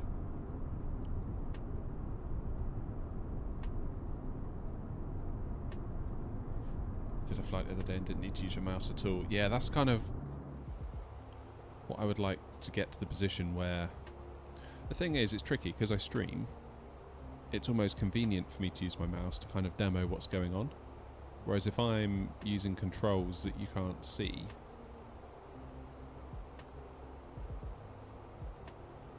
I don't know whether that would actually take away from the stream to some extent.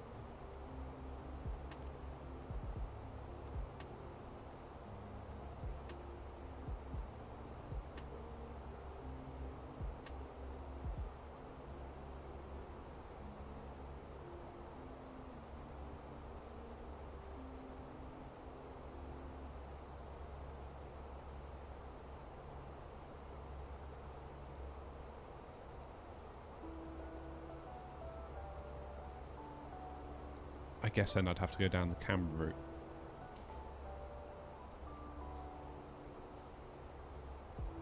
Yeah, I mean, we got a yoke cam. I mean, I guess if I had some stuff here, that'd be okay, wouldn't it? Oops. Don't hit the throttles when you're in flight. I'd probably... God, I keep hitting everything, sorry. I'd probably lift the TV up a bit. And maybe sort of make something that sort of comes over here.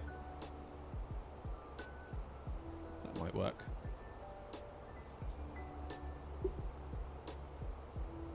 That might work.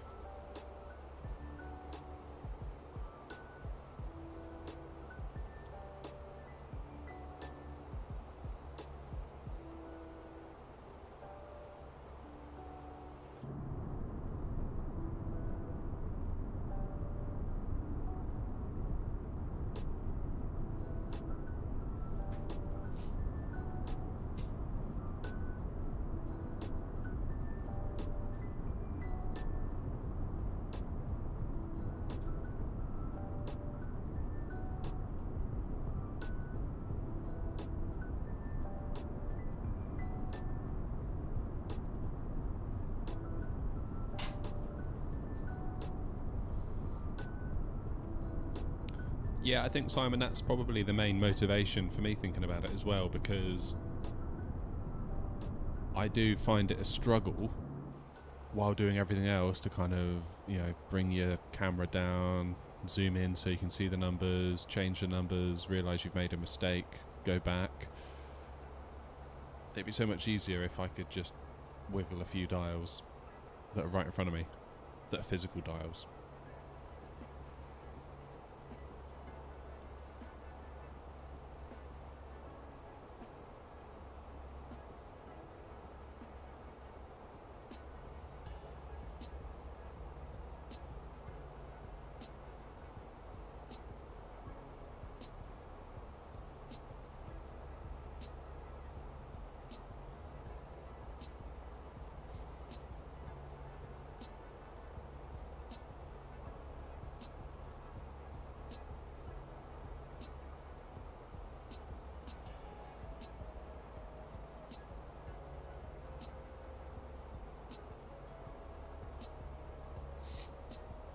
So we are about 80 miles from our top of descent. Don't go expecting too much from the landing today, just a heads up. I feel like me and the Fenix at the moment are having a bit of a disagreement with one another.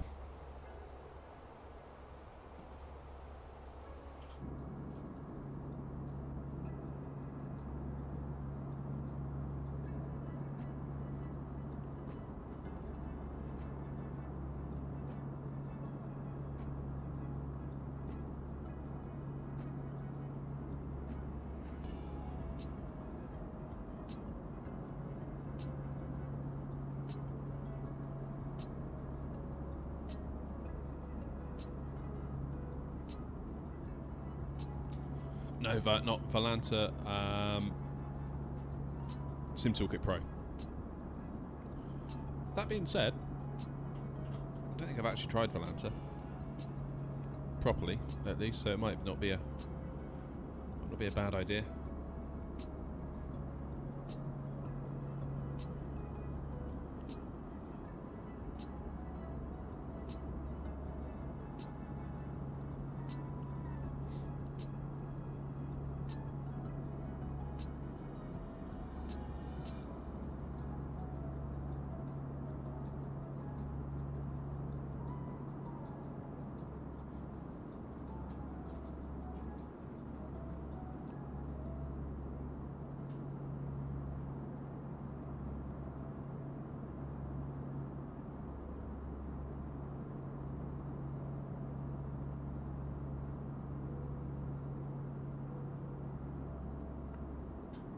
have to be ready to descend like a stone.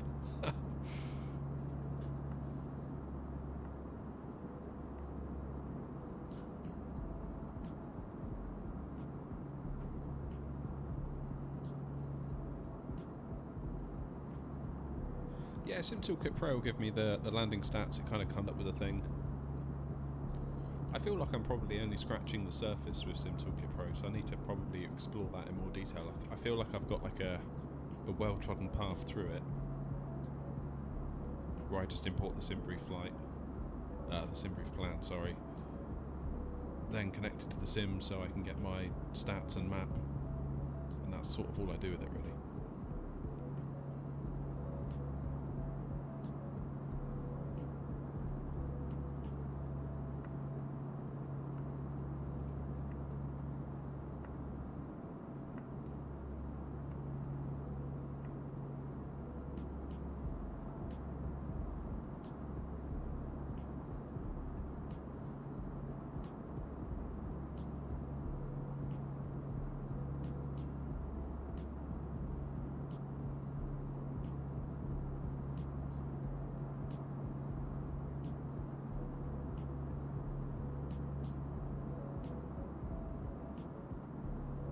Oh, I don't know, Simon.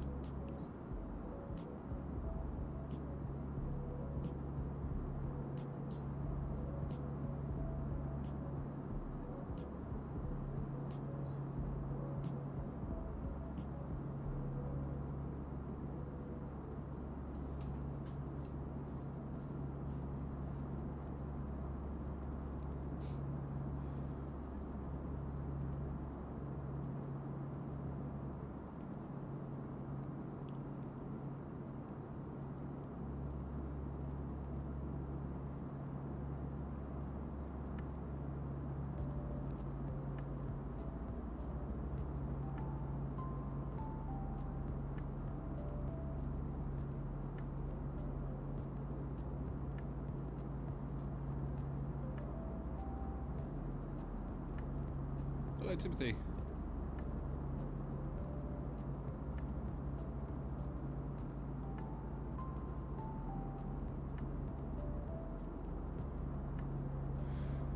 Yeah, Wasp, maybe I can make a video out of that.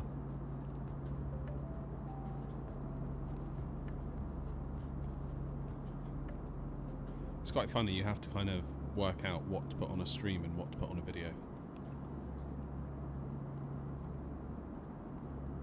Cheers, Dale. Nice to see you this morning. Thanks for coming in and hanging out with us. You have a good day.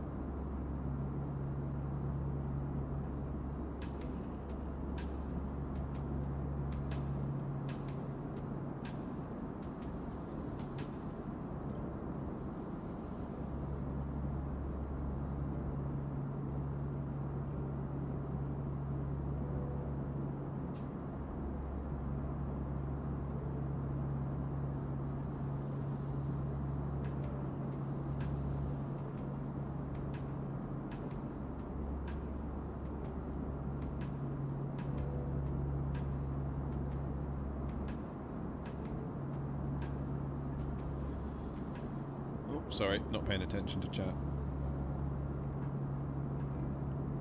Show the control room.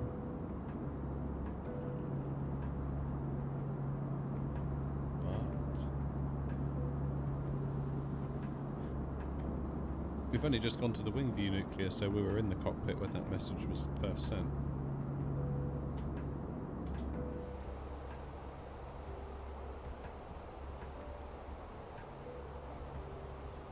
Okay, 10 miles.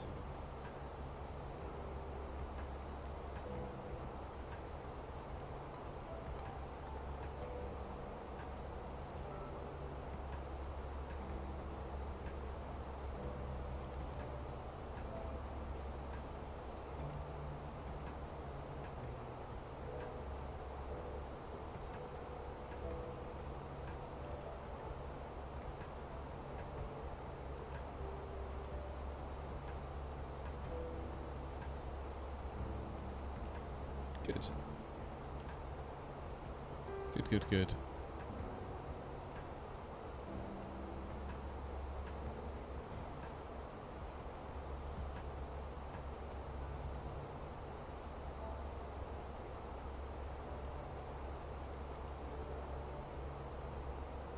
Okay, let's go to 4. Let's go to 5.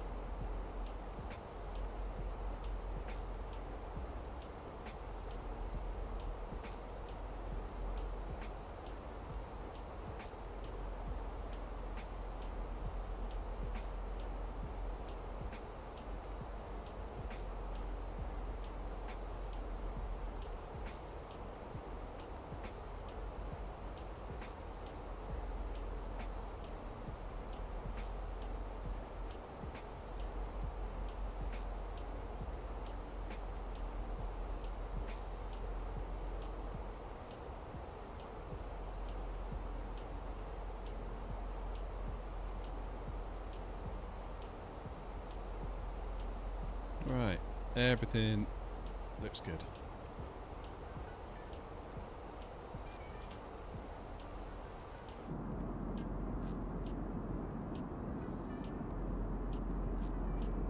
My sim feels a bit stuttery actually.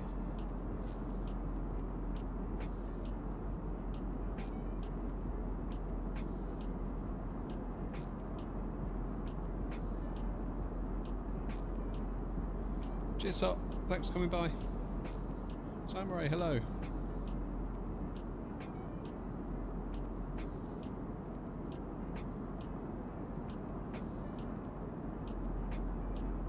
Otu. What does Otu mean? Is that hello or something in another language?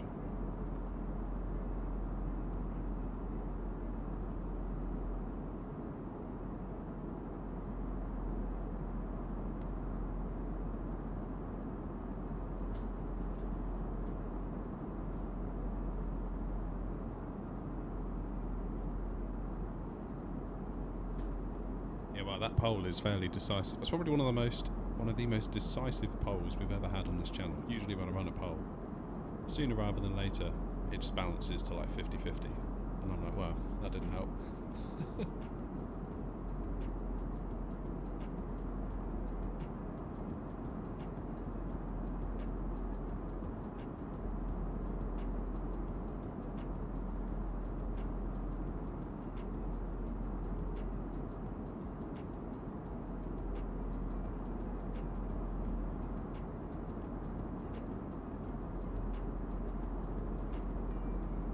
This is an Airbus A320.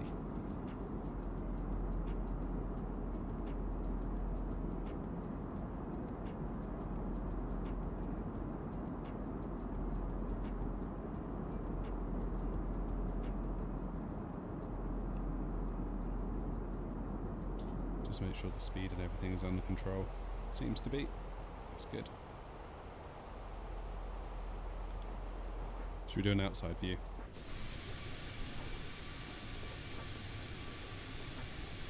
Do we have any smart cams? Yeah, there we go.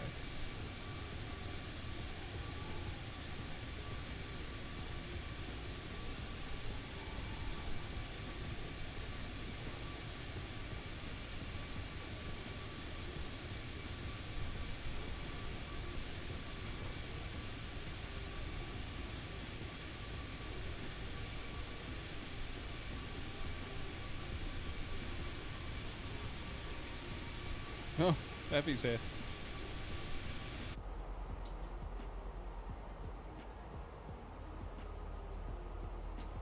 How's it going, Bevy?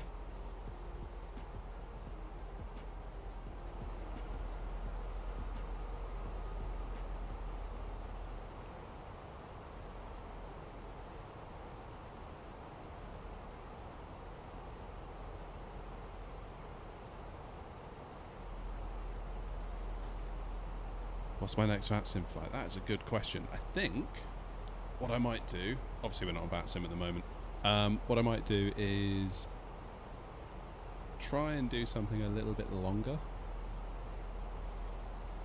I feel like the flights I've done so far have been quite short, which naively I thought maybe that would be better.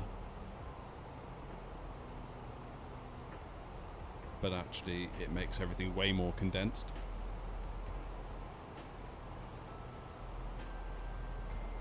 So coming back from Amsterdam to Gatwick, that was just like bang, bang, bang, bang, bang. There was there can't have been much more than like 3 or 4 minutes where I had nothing to do, because you were getting handed off to another controller, and that controller was super busy, and you had to keep your ears open. And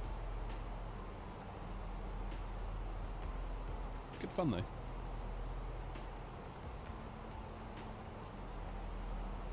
Right, let's look at our arrivals.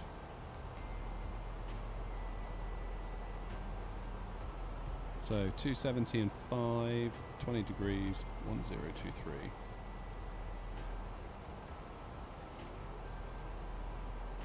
Oops.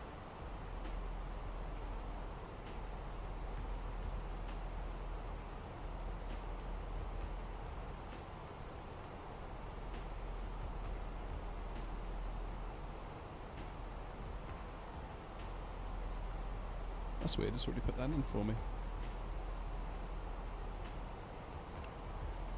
So I've got 270 and 5, so I'll put that in. Where's my charts? Over here. Let's have a look.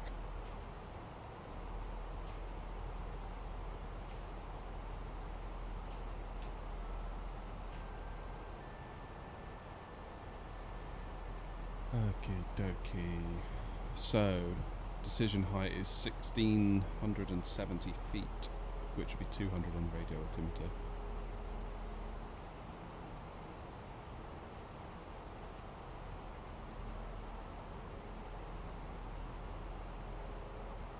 No.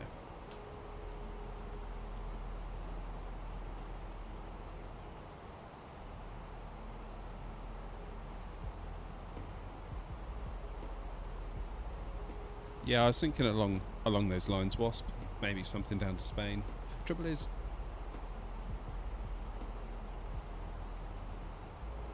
have a good landing, Eric. Trouble is, that's in the UK at least, and Europe tends to come to life more in the evenings. And of course it'll be pitch black. Which I guess is okay, but I prefer to see something out the window.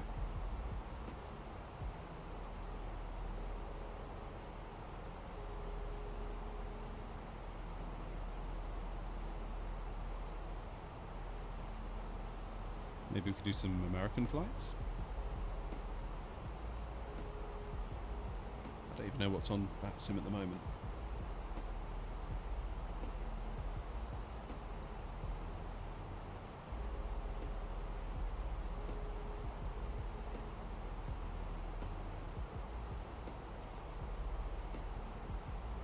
Not a lot.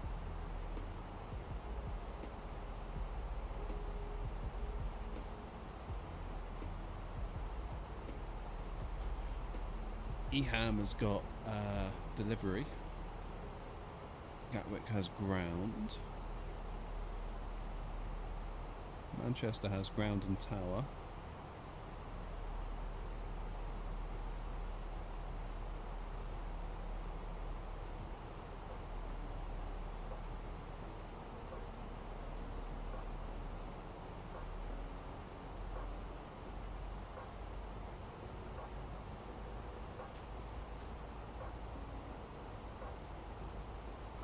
Yeah, I hear it's different in the US, but I'm not entirely sure how different. Like, what do I need to know extra to do a flight in the US beyond what I know now? Like, what are the differences?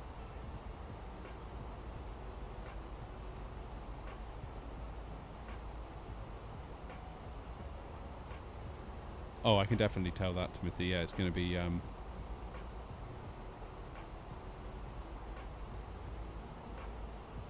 yeah, you can tell. You can definitely feel like the bug creeping in.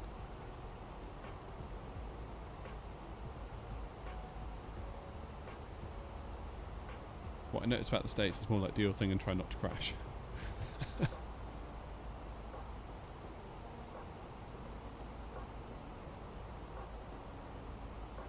Alright, there's our airport. So we're obviously going to fly right past it, loop around, and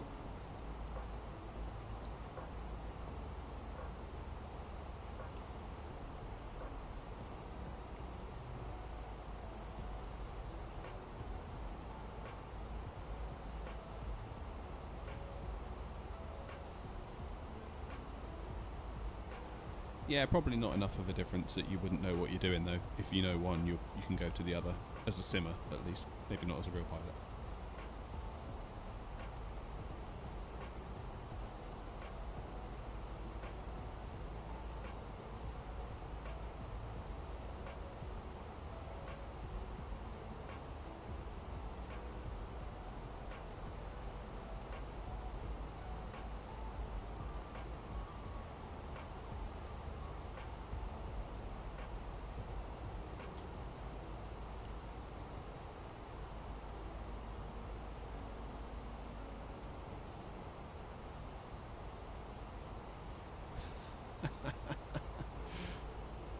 Well said, Wasp.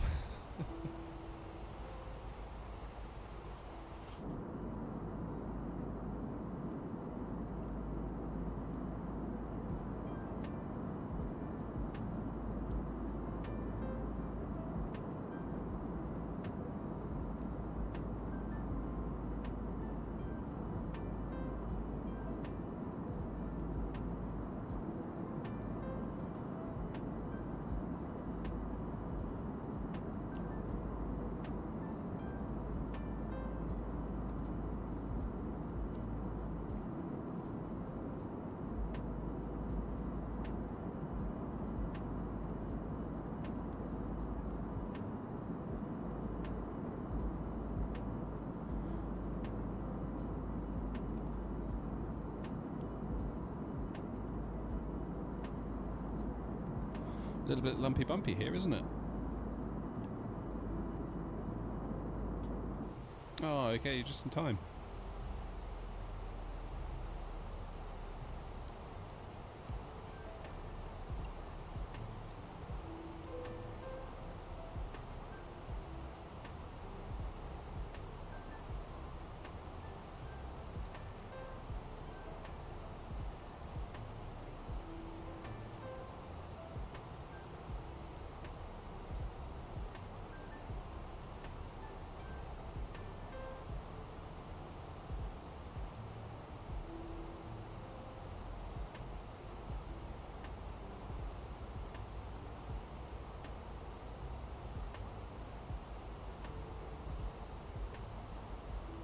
Let's make sure the rad nav is populated. Yes, it is.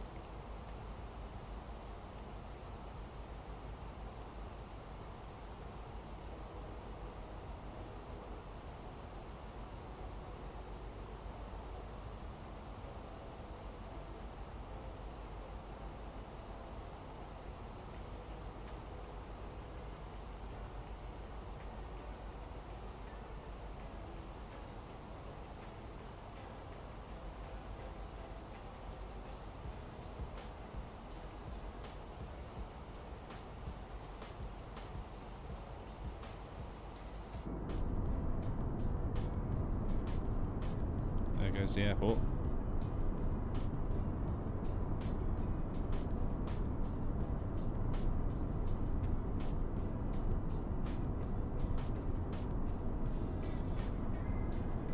Just started a JFK to EHAM.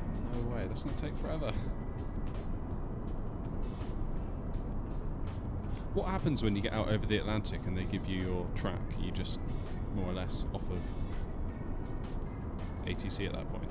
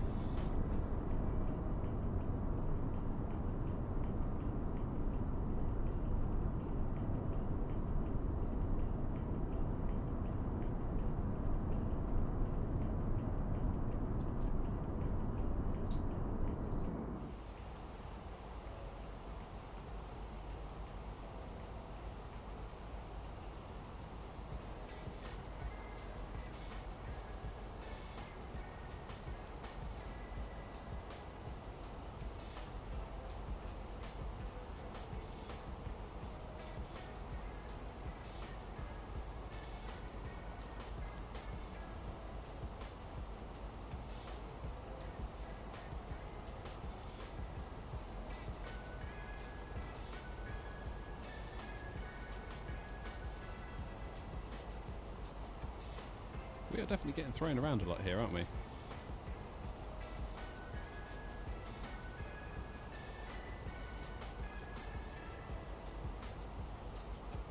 Right, so as I said, don't go expecting miracles from this landing. The Fenix and I are still not quite in agreement with one another.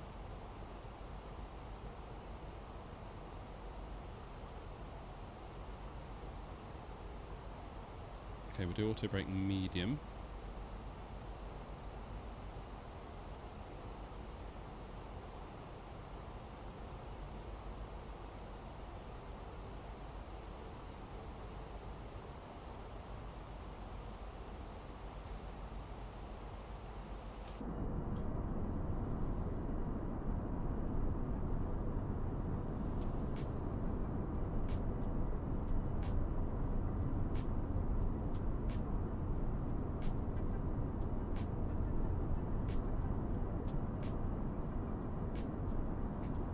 Yeah, Simon, this doesn't bode well for my landing, does it?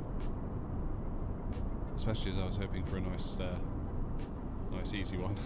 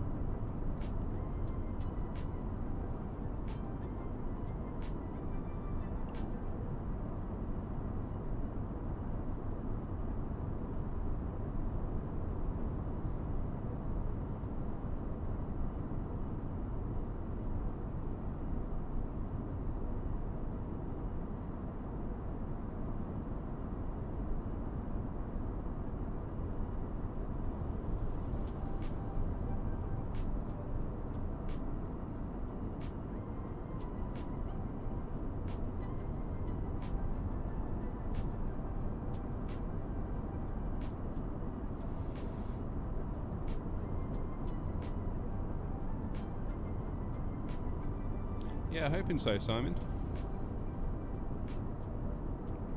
But I've got the turbulence in the settings set to like realistic, so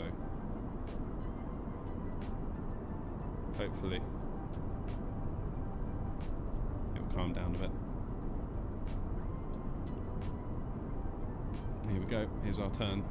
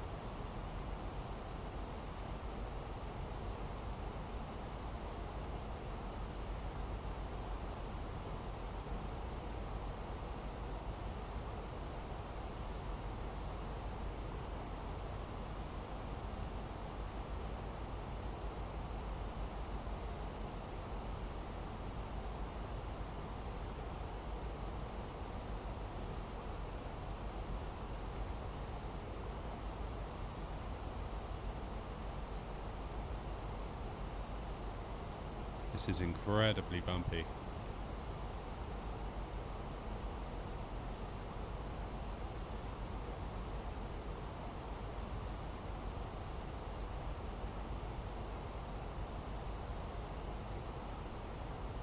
Transition altitude is 5,000.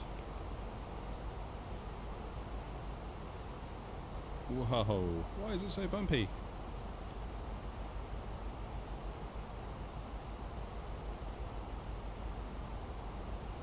$200 feet. I doubt we'll be getting that today, Eric.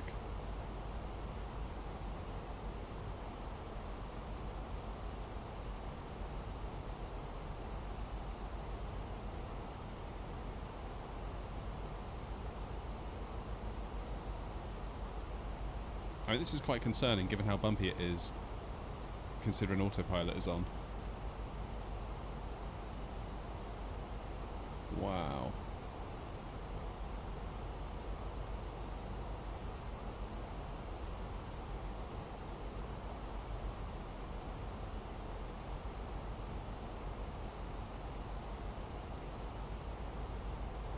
I feel like it was like this coming into Auckland the other day as well.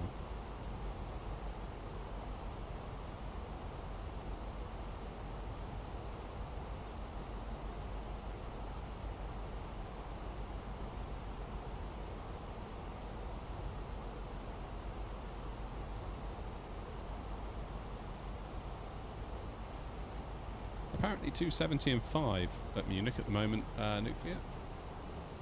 180 and 5. It's changed.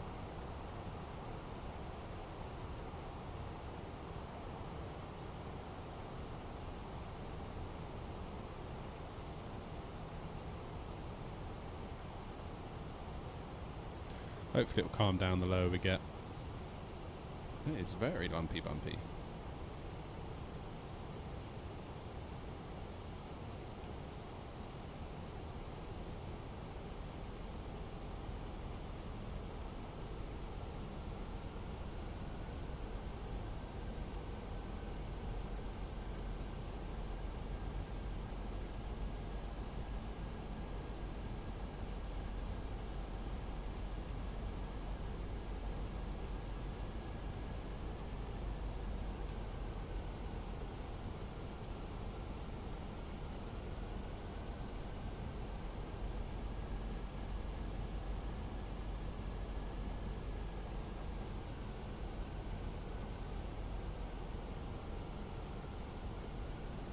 Feels more like turbulence, doesn't it, than much else.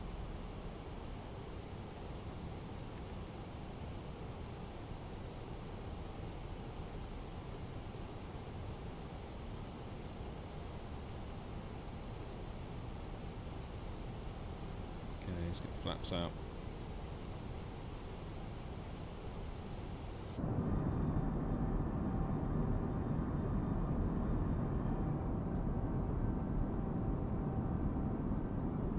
Very bumpy.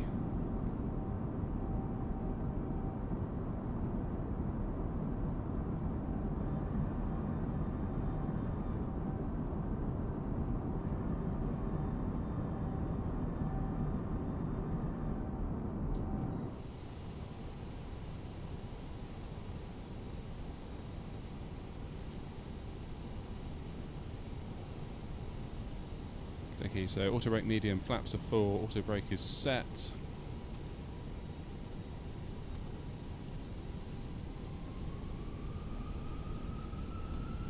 Just past transition.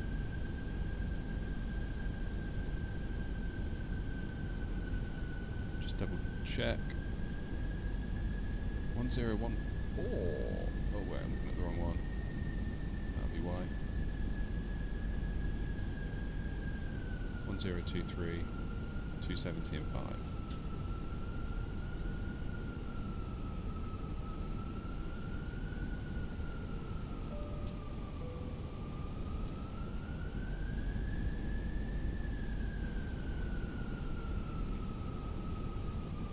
Okay.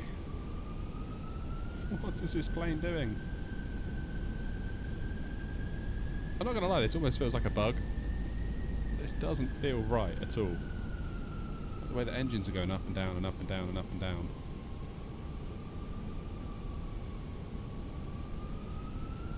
$2,500. Okay, gear down.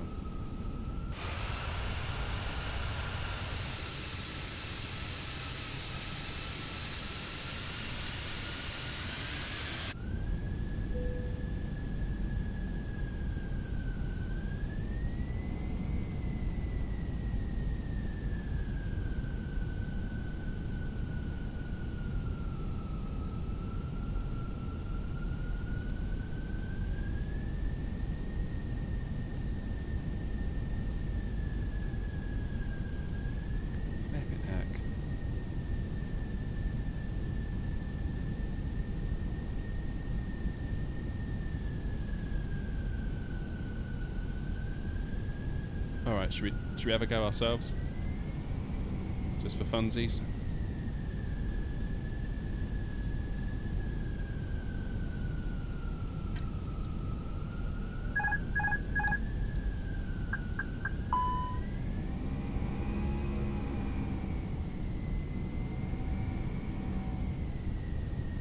Okay, my throttles, my controls.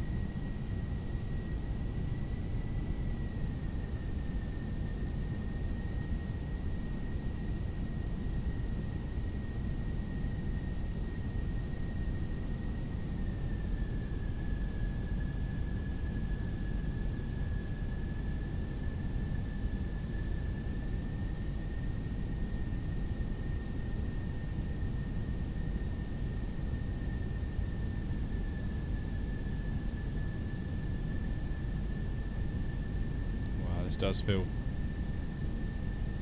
like I'm having to put a lot into the controls here. 1,000.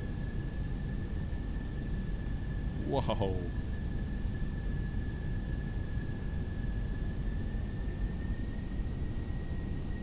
Dipping a little bit low there.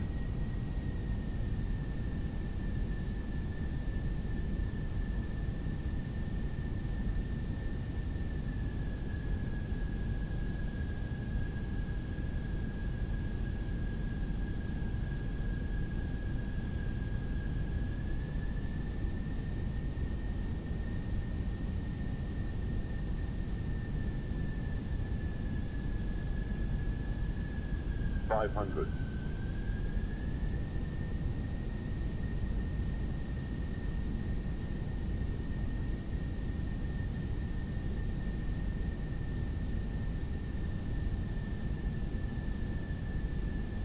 100 above.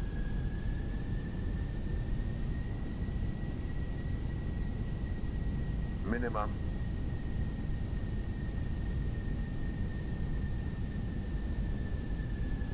$100. 50, 40, 30, 20. Retard. Was that a bounce? Yes, it was. Wow. Haven't had a bounce in a while.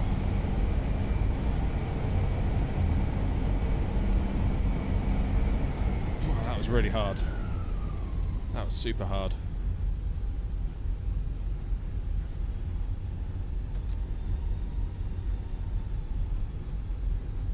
Haven't had one like that in a while. Could have gone off there really, couldn't I? Yeah, sorry if I went quiet there on short final, but I needed 100% of my brain on that one.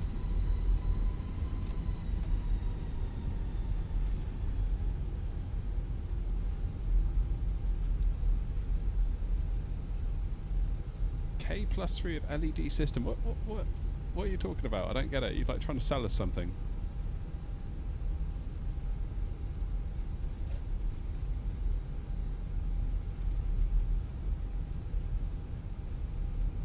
Wow.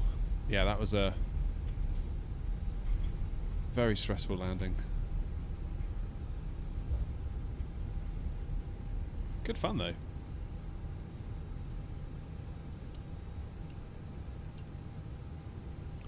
Right, where are we taxiing to? Let's have a look. We'll get rid of this.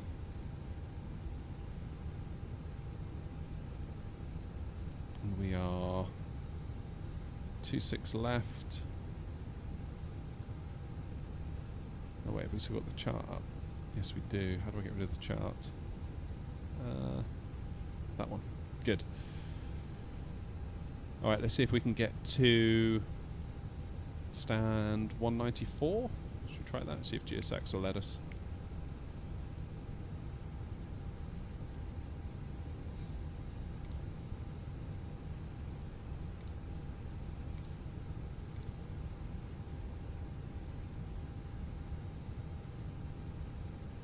About 164.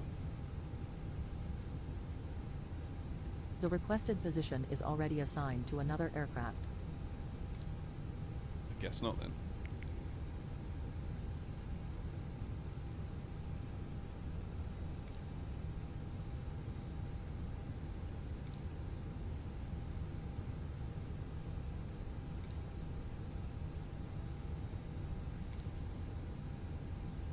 Right, where did we say we were going?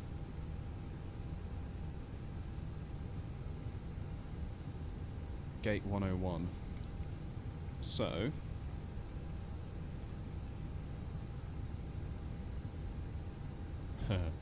where's that going to be?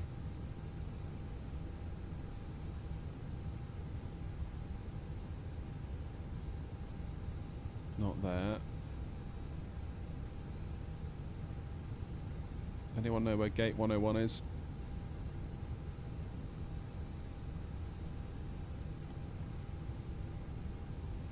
2, 3. It's going to be over here somewhere, right? 1, 2, 1, 1, 1, 1, 1, 1, 1. Where is it?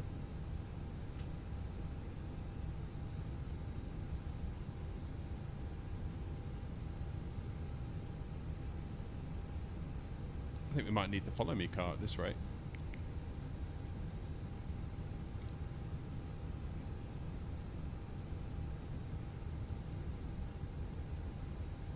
Well, we can get the plane cleaned up at least while we wait.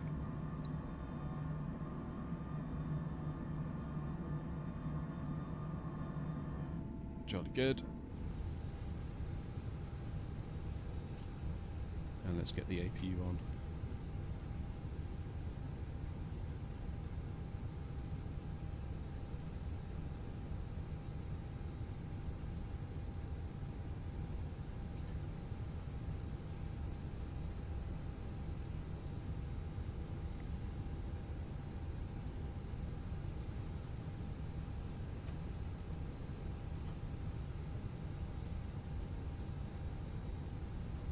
Gate 101 looks to be in Frankfurt. Curious where it takes us. Here comes the follow me car. We'll just follow it and see where it goes. Yeah, I can't find 101. I'm almost curious now. Rather than change the gate, I want to see where it takes us.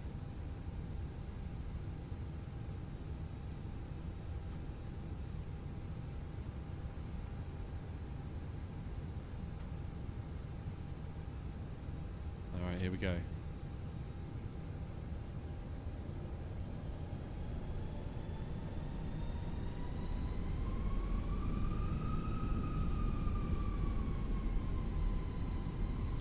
Love that sound.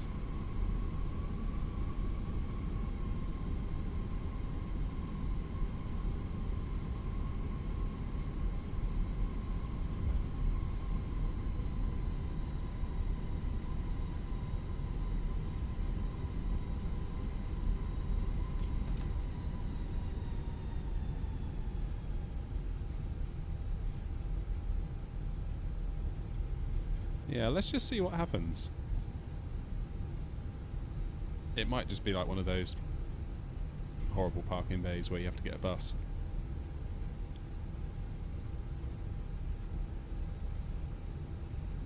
Okay, so we're going up here.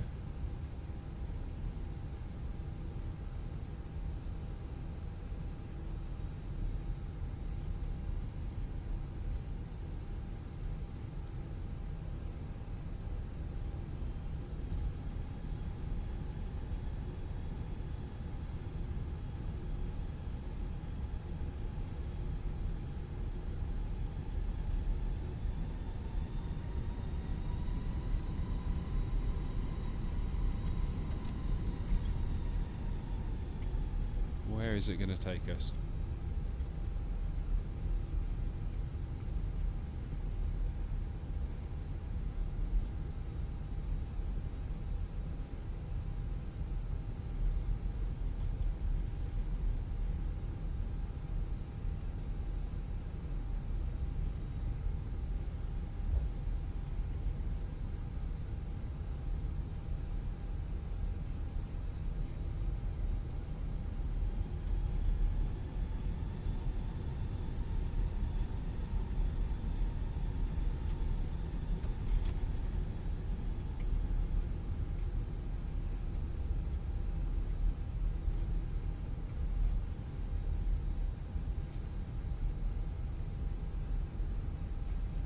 Looks like we're going left here.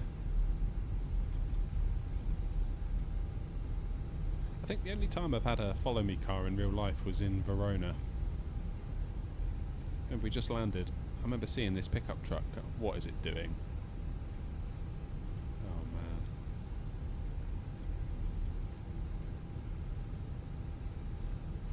Why is there a road going through the airport?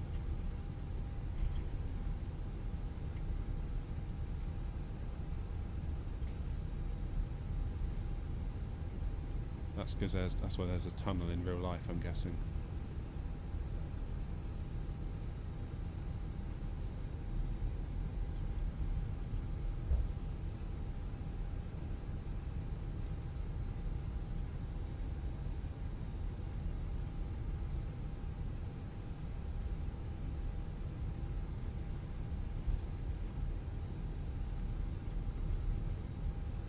Wow.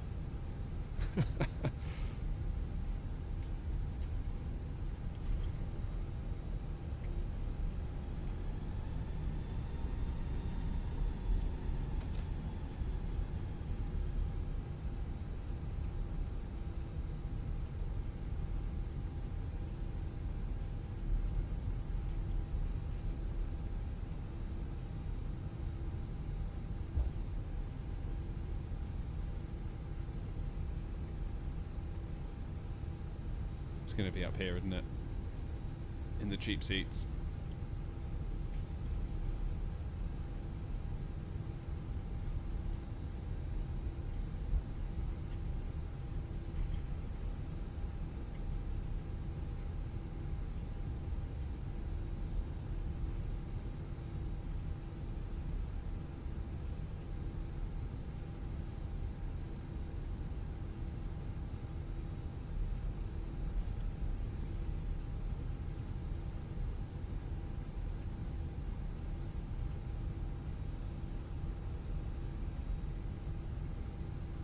No, okay. I thought I was going to be in there on the left, but obviously not.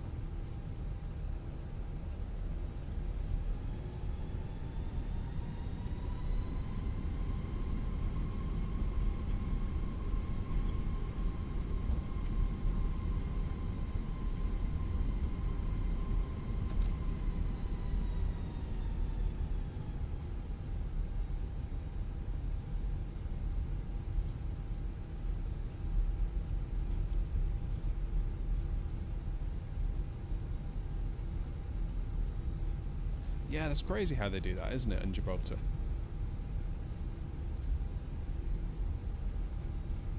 I think what it is, this is just one of those AI-generated airports, isn't it? So it's kind of like, as far as the AI is concerned, there's a road and then there's... not a road, and then there's a road again. I don't think it quite fathoms that there's a tunnel.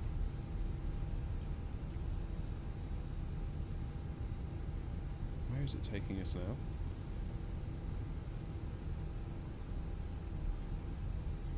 Is this it? Or is it waiting for us? It's waiting for us, right? Surely. Yeah, okay.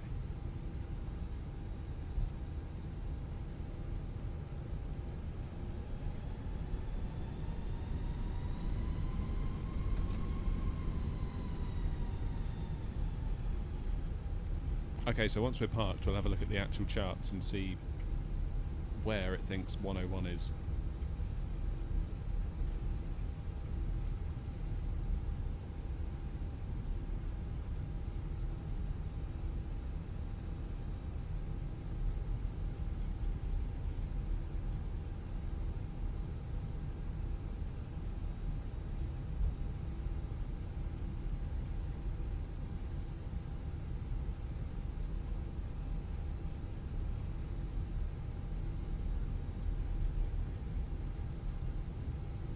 I just saw a, this is 104 apparently.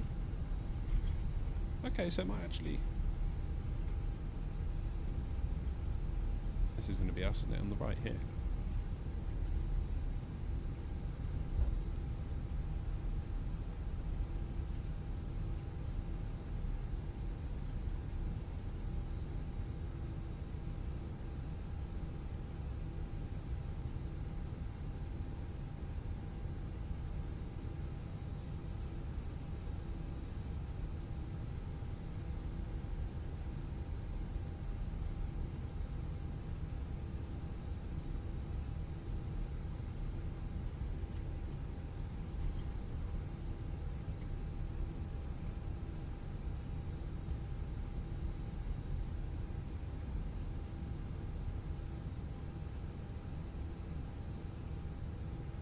Okay, this is quite a nice feature.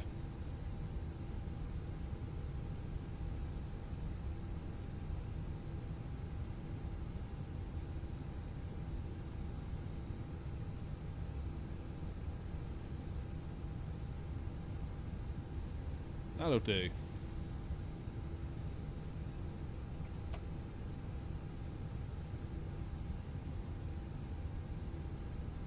Let's cut the engines.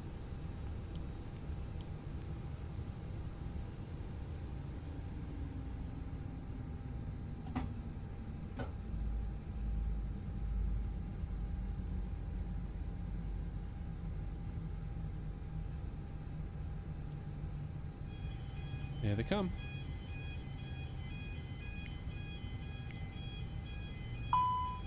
The boarding requested. I don't know what it's doing.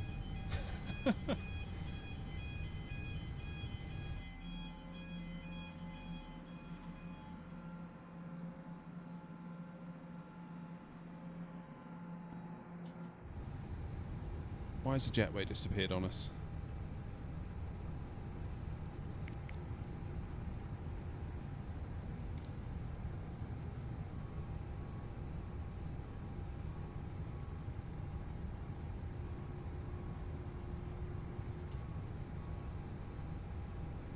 Okay, so how do we...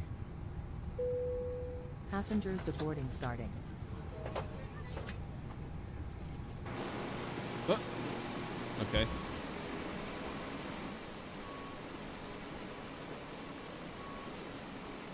They're getting off all the cargo.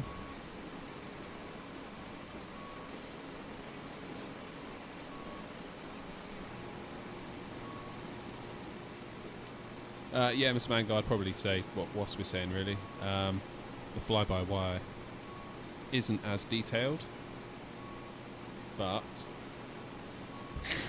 God. GSX strikes again. I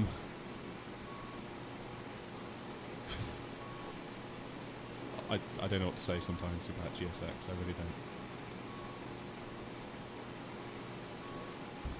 Unbelievable. Yeah, the fly-by-wire is free and it's really, really good, basically. The Fenix is better, but it's like 50 quid. How much better is it? Don't know. Is it 50 quid's worth better? Maybe not, depending on how much £50 is worth to you.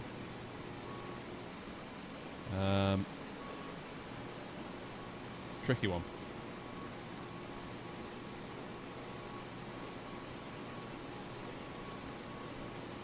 Tricky one, yeah.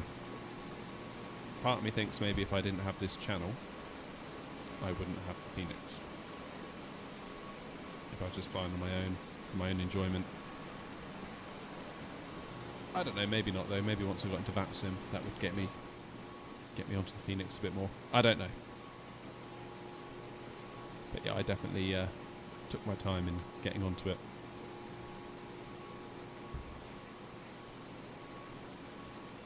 I don't know why this is happening. Why are the people floating? Well, obviously they're following a path, which is where the jetway should be, but the jetway got part way here and then went back. It's just so finicky, isn't it, GSX? Deary me. Anyway, folks, it's almost lunchtime. I've got to be honest, this week's going to be a bit rubbish for content. I've got a lot of stuff happening at the jobby job this week. Which means unfortunately we don't have time to get back to Manchester today, nor will I be able to stream at all tomorrow. I'm hoping we can maybe do something Thursday night, maybe. That'd be sort of 7 PM-ish UK time. But yeah, this week's a bit of an outlier really. So get through this week and then hopefully we can recover a little bit next week and get things back on the ground. But I'm glad we did today, I really am, because I feel like the Fenix, I feel like it's been a bit of a problem plane for me at the moment.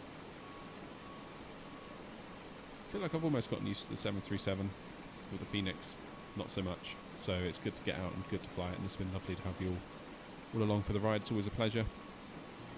And I will wish you a good rest of your day.